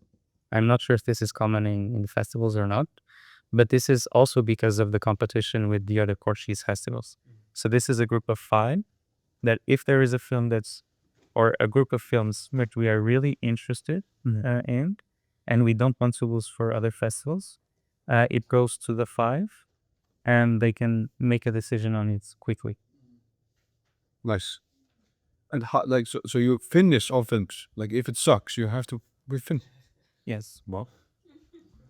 And you don't have a time. You have a 60-minute time limit. Yes. So this 1,000 film can be half an hour to. Christina, yes. So I mean, to be honest with you, if you receive a 50-minute film and it's very bad, I mean, in the middle you let's check. But you have to be sure. You have to be sure. Yeah. Yeah, we in Nuuk International Film Festival, we try to have this open submission, and because it's Greenland and people, oh, what is this? So we got 3,000 films, and we were only 2. So we closed that down because like we could not manage it. So now we are much more like just finding the films ourselves. Like if I'm here or like from network, people send it. But we want to have programmers on, of course, which is the most ideal to have a much more large. But it's wild to see 800 films. Like what is? We had this. Our artistic director was just sitting, I think, for 3 months, and it's wild. In most festivals, I think, they do what, like, they receive submissions online and they have a team usually scanning all the session coming through from a freeway or something. But they also have people traveling around and going to like film festivals and watching the films and recommending. So it really goes both ways. It's not just, directors or you or producers applying, but it's also the festivals that are Scouting, yeah. I have a question about, so, because this things like a lot, like it's going through all the scripts. So how much are you, if at all, like looking at the periods that like this the film, like the director statement, the producer statement, like kind of the package. Like, do you ever watch it? Like, do you ever look at it before you see the film, or is it like a thing that you look at? No, it's These just give it a film. don't ever watch. We just see the film. The only reason why we might look into the materials is if we have any question. Let me see if I can find an example. So if you're unsure if it should be accepted as a product, you check out what the information is. Not necessarily, no. It's just if you have a question about a film or if you are curious. For example, you see a film and you are wondering, is it made with AI or not? Then you might look into the statement, see well, or you see a film that tells about, I don't know, a very personal story, but you are not sure if it's totally fiction or if it's a story that the filmmaker they're personalized and they want to share it, and you might just look into that. But just to answer to some questions or curiosities you might have about the film. It has nothing to do with whether you would schedule the film. No, that's something that comes after. When the film is selected, then we need all those materials to build our catalog and to put up the information online. But we just, as a first step, we just see the film. Because Film Freeway says you can like do a cover letter, like, oh dear festival. We were like, yeah, that's not. Because there's simply no time to look into all of that. Just focus on them. Yeah. What percentage do you? I guess this is a question, but also programmer feel like what percentage do you feel that you like accept through blind submission versus like more like curated selected? Also, it depends from festival to festival, and it depends from year to year and from competition to competition. But for the international competition, that's, I would say, maybe 50-50. For the other competitions, we have rare cases where we ask. Perhaps for international competition, we may ask some, but yeah, for other competitions, it's mainly what we receive from submissions. But for the international, it's where the competition is the strongest. So lots of films come from the requests that we make. Yeah, I'm wondering because I made a film and I had it shown now at the Stockfish Film Festival, which is on Icelandic short film festival. And I think it went well, but it's like, and then I was like, okay, maybe it's a okay film. And then I was like, okay, I should maybe apply to other festivals, but then maybe apply to Spur at bit and you get one no, and especially when you're the one who did everything and it's so personal, and then you also have to be selling yourself, you get some like pressed about it and so easy to give up. So I'm just, how do you like keep going, and do you have any advice, like, because it's so expensive to apply to festivals, like how can you figure out if the film is good for this particular festival or rather than another one? I think like I did a film once. I was traveling. It was a documentary, and I was traveling to all the like First Nation resorts in Canada, and like I wanted to like create something with my actors and try to reconnect with indigenous peoples, and the production was so hard, and it was so, and I had to finish that film because, and then at that time it was like DVD kind of, and I sent it to these festivals, like I wrote a letter and put the DVD in and sent it with the mail, and then it's like I got a no. I'm like, ah, shit.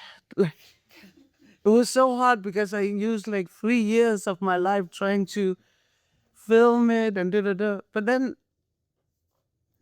but I was already on for the next thing. So it's always, for me, it's always like, always have the next thing, because if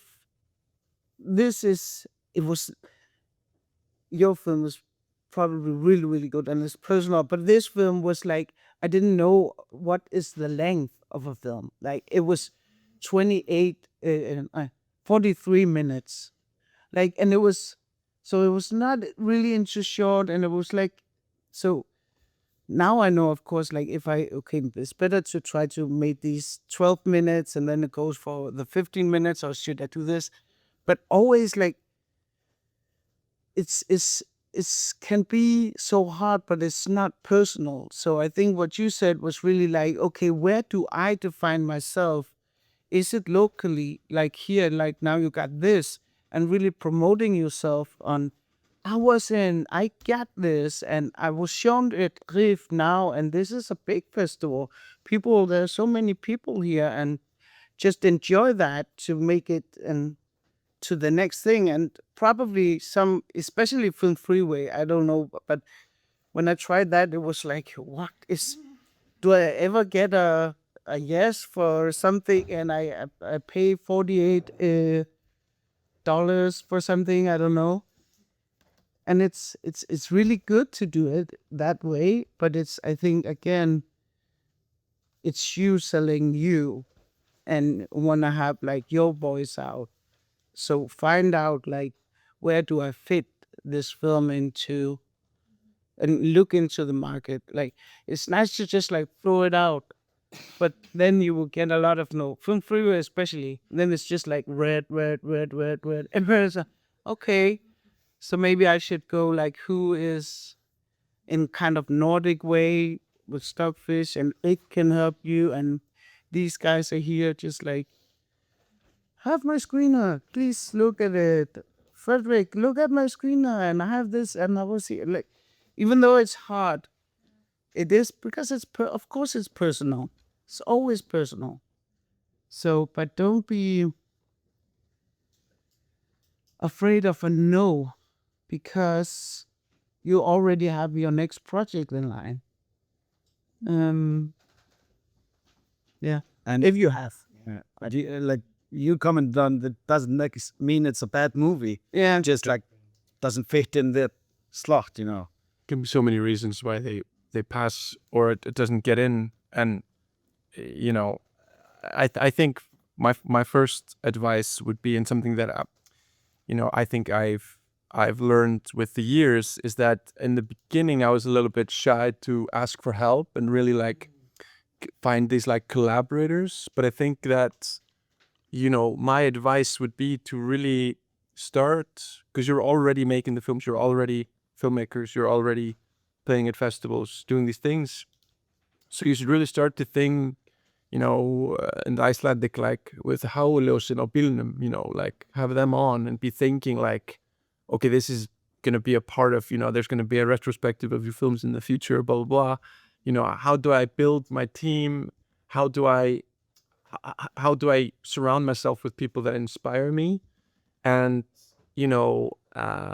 we are all so different, and I don't think we all want the same necessarily, but I think we all want to create, and that's why we're in the field, the creative field. We all want to create this energy that is around the film industry, which is people coming together, making something, and celebrating it, and capturing a moment in time. And that is as important when you're writing, with who you surround yourself with, than in the shooting when you're making the film. And then lastly, like traveling with it, because I think if for your next project or with this one, I'm sure that it's very easy to take meetings and show people the film, talk about it, and build these relationships. Yeah, I think you can also always look at comparable projects, like, are the shorts, are the films that inspired you? Where have they been shown, in which festivals? Or if you do a bit of research, okay, I premiered in Stockfish, so what are the festivals coming up? Like festivals that have a short film competition maybe coming up, and then you can check their program and see, okay, what kind of, is it more experimental film? My film is not really that kind. Or do they have more, I don't know, coming of age? Or You know, there's like plenty of festivals that have a genre focus, like, I don't know, fantastic or LGBTQ, like it can be anything. So you can do a bit of research in that sense and then maybe find more of your foot in which direction your film thing could fit. But to be honest, like we have films going to like the biggest festivals in the world, and I have a lot of like plenty of rejections for them as well. It's just like part of the, there's unfortunately not saving from that, but yeah, it doesn't reflect. Yeah. Can I ask, like, I loved La Chimera. Yeah. It says here. Did La Chimera get nose somewhere? Yeah, so yeah, not a lot, but yeah. I'm sure there's a couple, there's some noise. You know, the Cannes competition is always, it's doesn't get you many no's, but it happens, of course. Also in terms of distribution, you know, it doesn't mean it's gonna be sold worldwide just because it's a Cannes competition film. It's gonna be sold widely, but yeah. I had an idea. No, when you were talking, so I kind of like let this space somewhere. Come on. What you were saying, like, because I wouldn't connect with like, you know, you're doing this kind of independent filmmaker thing when you're starting out and when like selling yourself, and it's very hard to like position yourself, and it's hard to write in text that goes, oh, that you want no more, the blah. But like, for example, the way, like now when you were telling about it, I was thinking, oh, she's way too fucking humble. Like, you know, it's a fantastic film and won the thing, you know, and it was your first year film in it, but you know, like it's, so I was thinking, well, like, what if we switch, you know, like, how would that be? Like, would that be any, like, would that not look good from your end if I come to you and I say, hi, my name's Telma, and Hanna, a co-worker of mine, made this fantastic film, blah blah blah blah blah. Like, would it be a fit for your festival? Blah blah. You know, like, would it look negative from your end if she's not sending it and we just do it for each other? Because I feel like you would have stamina, and like, because then your ego stop getting in the way. You know, like you can just kind of switch them. It's a great idea. But yeah, you should totally do that because, right? Yeah, and always encourage it if like, because just saying like film industry can be very competitious, like, and when especially you are from a small society and everyone knows, maybe we can open a window, huh? And then everyone is always like, these are this and they are the, and should I do this? And everyone knows each other and everyone knows the fails as well as the to-do, but it, no matter what, like always I feel support, like especially in these kind of groups, if you have a connection, definitely. There's so many, like they don't say something about film, but then another say, you should have it on your festival. This, look at her, look at this, and like it's but again, try to find your peoples, like who is my opposite. Like Emil, for me, my partner, he's very, I could feel like I'm, what is it called? Not an introvert, but I'm very extroverted. But I'm really not. Like I am when I'm like, I can't switch it on, but I can be totally when it's my own stuff. I can talk about Greenland, I can talk about the work after it's done. But it's always so vulnerable when you sit in it. So you don't want to, no, I don't want to sell it. I don't want to, So it's not that you need a producer, but you need a wingman or wingwoman, something that want to do it with you. So if you can partner up and you saying, look at this film, of course, and find that partner. I feel like partnership is good in this industry because you can be very alone. Or to call yourself. So if I were to send like 25 emails on behalf of Hanna, and I'm not the producer of the film, I was it, but like I'm not the producer, you know, like I'm purely here to like just see if there's, you know, places that might be good for it, kind of to check in, you know, and kind of pushing it and pushing her as a director and pushing this film that won, what would how would I sign the email? Why not just agent? Technically, you would be like the sales agent. Yeah. And you can be freelance. You don't need them. You don't need to have a company. That I'm an agent. So you don't need to like see if you are doing this, you are BS as a. But I can give you the example of the festival because I believe for some festivals that could work, but for our festival that wouldn't work or that wouldn't have any benefit for the film because besides being the selection committee member, I'm also coordinating the whole submission process. So I am the one that receives the emails, and then I pass in case you send a screener by email, I pass the screener to the other programmers, and they don't have the information. So for them, it's just a film like any other.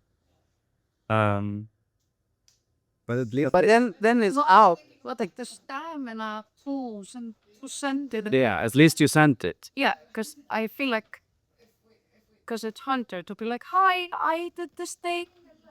So that's the second part because we received so many requests that we cannot accept them. Because if we would accept one, we would have to accept all the others, and it's literally like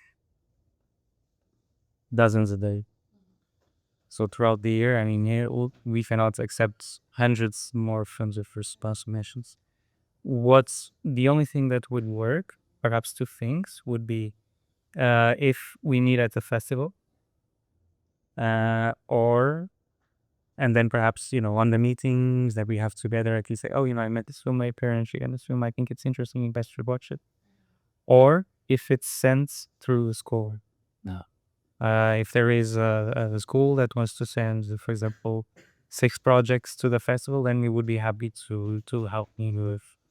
But all the other cases wouldn't work for us. They wouldn't get your film through. But I think also like after, because you do it once, right?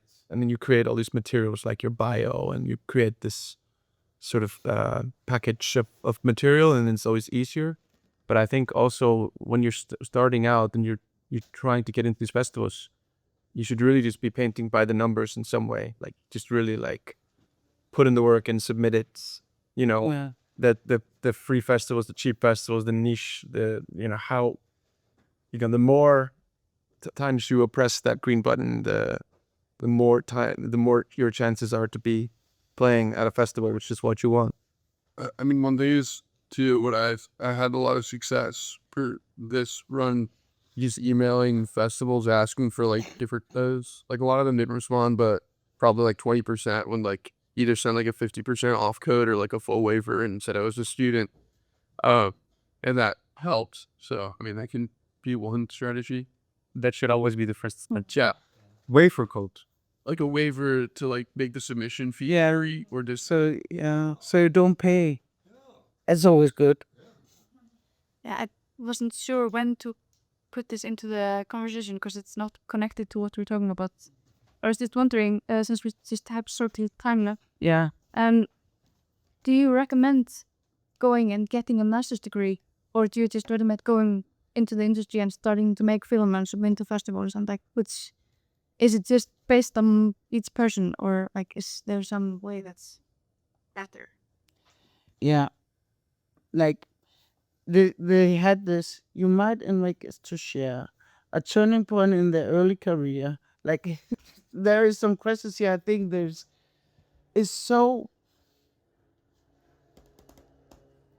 I have this question before, and I always think degree is very much, I support it, and I feel it's often in Scandinavia, kind of Nordic, kind of, it is very much a stamp, it like a procedure that was in the 90s, like in 2000, where it's like, okay, if you have this film school, you make your first year film, and then this, and then you try English, Venice, something going in. There's a strategy for that. But I think for me, I was like, I just did it. Like, and I started my own company when I was 26, and it's just this one-man company. I got a lot of tax debt, so please be aware on all of that if you're doing it, because then I used 10 years of just want to submit to Film Freeway and all this and trying, but just I made 10 short films, just filming, just having my friends, having to, and, but then, and doing the DVD and travel. But I think it's good with, to take the education, of course. And I just had like Pierre Flu, which is really this. I really admire him, a Danish director, and I just had like I worked with him, and he's just, and I worked with Amma Asante, which is a really, she did some of Handmaid's Tale, which I really love that series. I worked with her as a director. I was just so inspired all the time, even though like I'm new as well in something I learned with this and this and this. But I think having my partner Emil, which studied films in university and all that, so we are a good match, because I'm just like, now we're doing it, and now we're gonna do it, and then this and this idea, this idea, this idea, this, and he can structure it. So I feel but take a lot of courses. Like if you have the degree, of course, that is a really good stamp for next thing. But just don't be original to be original. Like someone is just like, now I want to do it. It's just like, what do I want to tell? Like, and sometimes it feels like, okay, this little thing. My sister died when I was. It's not my sister. And I was just, but. If your sister died or something, and it's something like of loss, then of course you want to do something about that. And it's not like what is in here to tell. And I think as producer, now I'm producing others. So I find the talents of like, okay, he can make this kind of film. He's a man. And this woman is doing an LGBTQ plus film with dog sledding and pride in somewhere, like, so they're writing that. So I encourage, because then I can own it as producer. So it's just so what was the question? If it's worth it to go get a master's degree. Yeah. Because yeah, it is, but it's worth it to do it if you are so passionate. If you want to just live from that, I think it's, for me, it was not worth it. Okay, it's like I will get my master, no, like a bachelor's degree at 21. But that's really early to move and maze up the country. But like also I feel like I'm really young to start working full time in the industry, so I don't really know. Yeah. No. Okay, if you're 21, then take a master, because then you have time. Like you have 2 years, trying 3 years, like, and then besides you gonna make a short film, you're gonna write something, and just like, because your 20s it feels like so long, everything. But when you're like in your 40s now, it's just like, wow, I could take all I did that too. I took my degrees like in other things, but it's, I think you should, of course, because if you don't know what is the film, because some way is, okay, then I'm going to do lightning, I'm going to be grip, I'm going to be AD, and coming into that to tell my story. But sometimes you could be focused as well. Just say, I'm only want to be a writer, I only want to be a director. But often we get all these hats, but I think some of them that really succeeds in directing is the one who only want to be that. Like, Eric's. Yeah. The one is the perfect thing to move to another country. Well, you should say that too. Like for me, like I was gonna say something. I think like I like obviously like do whatever you want to do, but like I feel like even like taking like a year or two to like be in a place and just try to not be in school could also be a good idea for me, like what I've been doing for like previous summers and now that I'm like out of school full time is like to like support the more creative projects. I've been like freelance in New York, and a lot of those jobs originated from me DMing random people on Instagram and asking first to work for free. I tried to do like BTS videography for like a small YouTuber, like which led to other jobs, like bigger YouTubers, whatever. And I am hoping to like do bigger projects, maybe even take a master's at some point in the future. But it's like been really helpful to like get more of like the practical experience that doesn't have like some of like the safety net that like a schooling program has, and like because then you really are like out on your own and you have to vouch for yourself and you have to hustle to get your own job. So I feel like that's like valuable experience to have that then you can bring in to like when you're getting a master's, because then you like know more. And do you want to talk about this? Yeah, I mean, to sum it up, I'll say happiness is a journey, not a destination. And I think that for the studies and whatever you do, you know, what's great about school is that it's just time.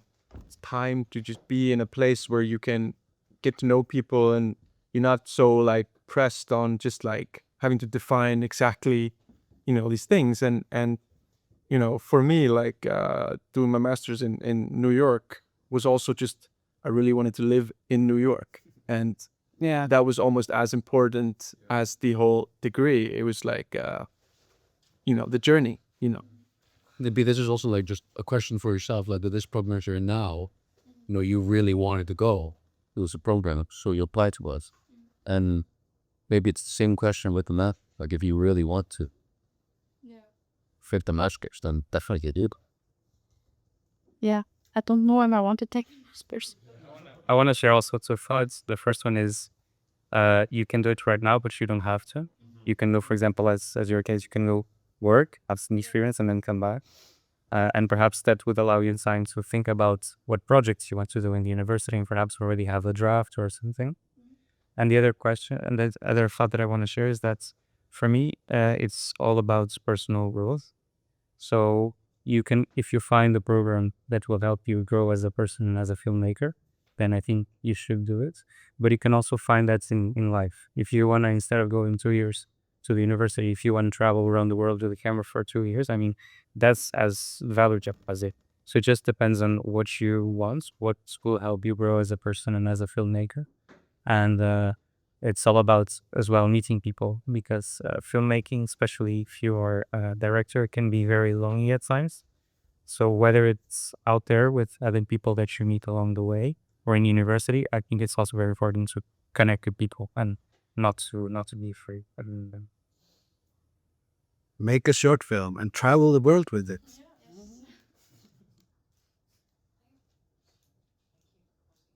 It's okay. I want Christy about kind of more the, like the distribution side, and maybe Nash could also do like production question. But do you mean that like social proof is a thing that you're looking into?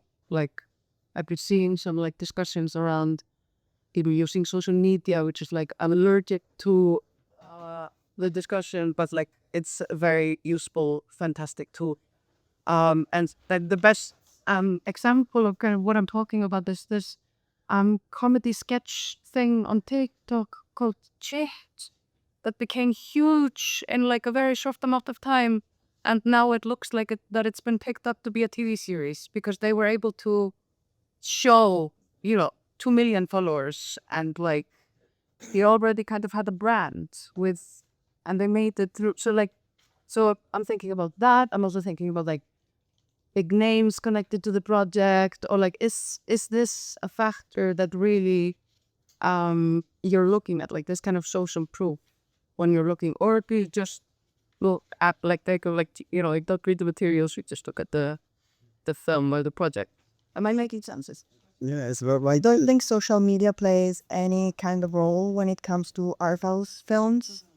When it comes to distributing them, obviously, but like when it comes to before that, I would say not at all. So yeah, no. What was the other thing that you said? Like no, social media. I mean, I wouldn't.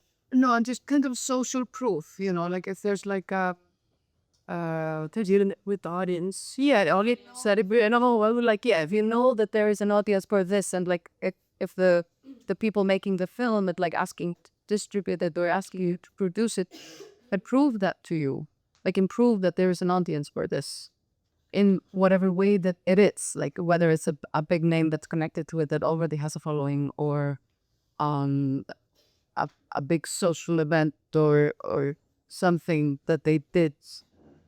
Yeah. Yeah.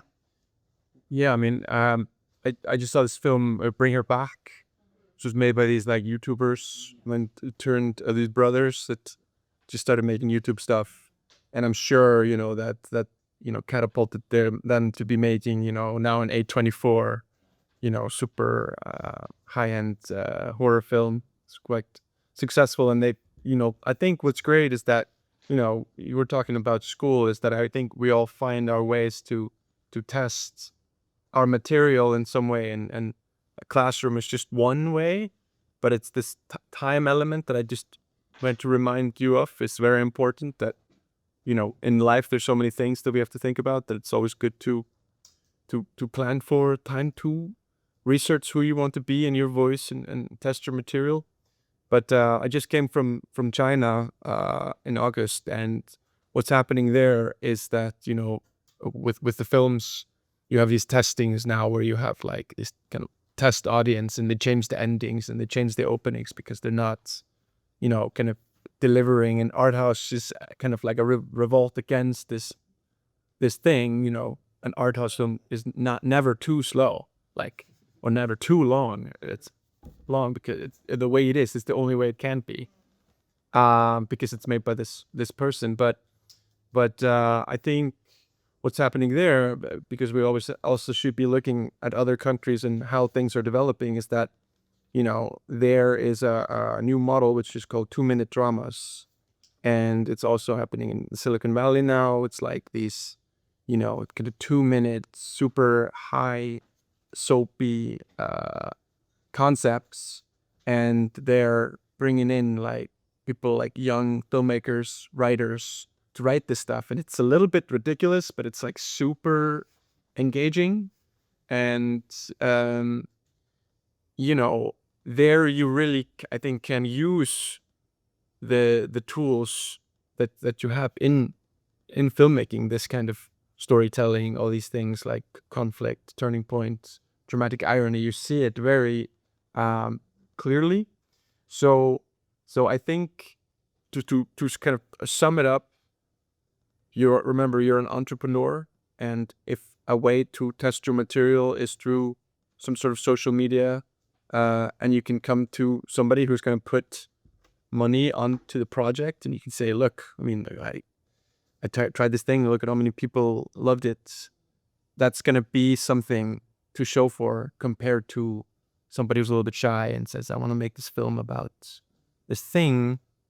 And then, because we're entrepreneurs, we have to sell the idea that people are going to put the money into the project, whether it's the fund, because they think about this as well. I mean, they are investing taxpayers' money into this project, so they want some sort of a recognition, whether it's through social media, which is becoming very popular, or through the education, if it's top tier, or person's short films done well. We use it to build our projects. Okay, I have one question for you. Maybe I shouldn't be the one asking questions, but I think it's interesting. Like, how does Lucky Mirror end up in your sales company? Like, how does like an art film get distribution? I mean, La Quimera, it's her fourth feature, so we've been working with her for a long time. Yeah, okay. Before, when it comes to, we don't do shorts, we do first features quite often. Like, say Thelma makes her first short feature film. Yeah. How does she get a meeting with you? So we have our acquisition team that goes around festivals and work in progress to scout for new films, and they look at a lot of things. They also receive proactive submissions through just per email. Our emails are very easy to find online. And a lot of the time is because we have already collaborated with the producers, so they also are bringing project to us. We have long-standing collaborations with other production companies. So yeah, it's a bit of a mix between usually the producers reaching out to us or our team like scouting, and they really, really watch and meet a lot of people. So yeah, I think it's both ways. To go to festivals and meeting scouts and stuff is really, really important. Yeah, and once you have, first feature, apply for work in progress, because there's a lot of programmers and those sales that attend, like acquisition people. So yeah, it's a bit of both. So now you're doing your first feature. Yeah. I'm not sure. You met A colleague, yes, we already another colleague met. So yeah. But you told us that it's very hard to get pre-sales on our first feature. I mean, we don't acquire usually first features from scripts. We do with other films, mostly a script stage or even earlier, depending on the director. When it comes to first feature, usually we wait to see a rough cut or something like that. But it really depends, because if it's a project that's backed by a very big production company that we know, then it might come in. We might come in earlier than that. But most of the time, I would say it's around rough cut. Yeah, because you want to see. You don't know what the director did previously, so it's a bit hard to compare. So yeah. How many films do you take per year? We do around 20-25 films per year. Premiering, yeah. Nice. Okay, now we have 10 minutes left. So if there's something that we haven't talked about, now's the time to ask.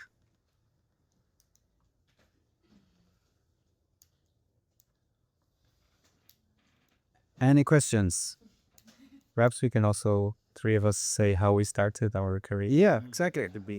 Let's do that instead. There is here advice they wish they had received when starting out. That is like That's a great. Well, I can give you my examples. So I made the bachelor's degree and the master's degree in the university in Portugal, and my bachelor film got selected to the festival I'm working at right now, and it won an award for the student competition. And one of the prizes was that it was distributed by a sales agent. So that's how I got my first sales agent into a film of mine. Then for the masters, I made a second film, and I reached the same sales agents, but they didn't want to take it. And because they received so many films, just like you receive so many films, and most of them you have to say no. Unfortunately, there is just no space, and the team is not so big. But that didn't put me off. It gave me like strength to do the distribution myself, and actually the distribution worked better than with the sales agent. Also because I think the film was better made than the other, and was also more accessible. The other was more experimental, but also I think that you should use this as an opportunity, and the most obstacles that you seem to find along the way, I mean, use it in your advantage, because it's all about persistence and trying and seeing, as you were saying, similar films to yours, to which festivals they pick up, and create yourself a 1 or 2 year plan of festivals that you want to tackle, the most important festivals in each country. Perhaps if you have a sense of what are the films that go to the A-list festivals, you can also compare and also see if it's worth it or not. But I would say that when you are starting out, perhaps reach for not the top ones, but like some nice medium level ones. There are lots of international film festivals that do so. Then at the end of the masters, I made an Erasmus internship, postgraduate. So that's also an option for you. You have the Erasmus program, and you perhaps can not only inside the studies, but right after, in the year after, you can do an internship abroad. And I was looking for internships in production and in festivals, and I ended up doing my internship in a festival, in a sales agent at Luxbox in Paris. So I was distributing feature films, and then I was looking for a job, and I found here in the festival as a program coordinator and also coordinator of the industry events. And my idea for the future is, once I am a little bit more settled, because it's been just 1 year that I did this job, to also make my own films on the side, starting with shorts and perhaps eventually moving to the feature territory. But yeah, but to have some complementary job in the industry can be really helpful for you to get to know other people, for you to understand different areas, how they work, and for you to make a living, because it's difficult unless you are very, very successful. But especially when you start out, it's difficult just to make a living being a director. I agree with this. Like, I mean, I never wanted to be a director ever. It was just not for me. I always want to work behind the scenes and in contact with the festivals. But I think it's important, like if you can, even if it's not your dream job to work in production or your dream job to work in sales or distribution, if you get a chance to maybe do an internship or like do a like get a job in one of these other companies that maybe will not, it's not the job that you want to do, but you get to really learn a lot about the behind the scenes, like the business side, that will really inform you and help you a lot when you're gonna make your own films. So yeah, I had like some assistants like working with me with the festivals that went on to study producing or study direct, like in do master degrees in that, and I think it really helps a lot to get a peek behind the scenes, because you really learn a lot. Yeah. So my advice. Yeah, I mean, I think I had this idea always that there was like this like producers always looking out for the new voice and trying to like grab it and really open the gate and sort of hold your hand and go and make this thing with you, like kind of you would sort of get headhunted. But it has been my experience that this is not how it works at all. You really just have to open that gate and just walk through it yourself.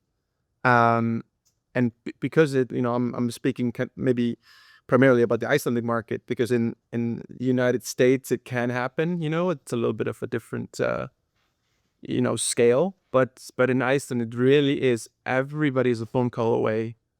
Everybody uses the same public transportation, blah blah blah. Goes to the same venue, so everybody kind of is accessible. And I would just say that we are all standing on the same ground. So it's really about knowing what you want and what you need at this moment in your journey, and not being kind of hesitant to approach people. And I think in terms of the because we all have to kind of finance a living and make a living, I think I think it's as important to keep being inspired as a human being, doing what you do. And filmmaking is so layered. Like there's so many ways to kind of have a career in it, and like being a director is just one way. I think like tonight they're premiering The Ground Beneath Our Feet by Issa, who is a documentary filmmaker, and it's her third film.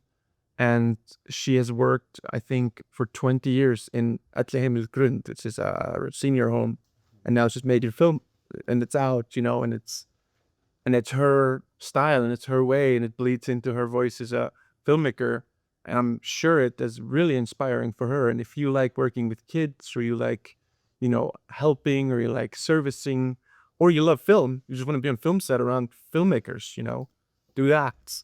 But first and foremost, just, follow what inspires you.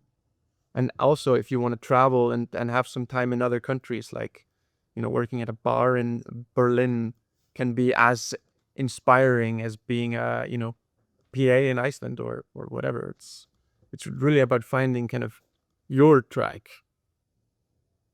Yeah. Amazing. Okay. Now it's 3 minutes to 12, and you're hard out at 12. I think we'll conclude this, but you can, like, there's a cafeteria, you can all talk together, exchange emails,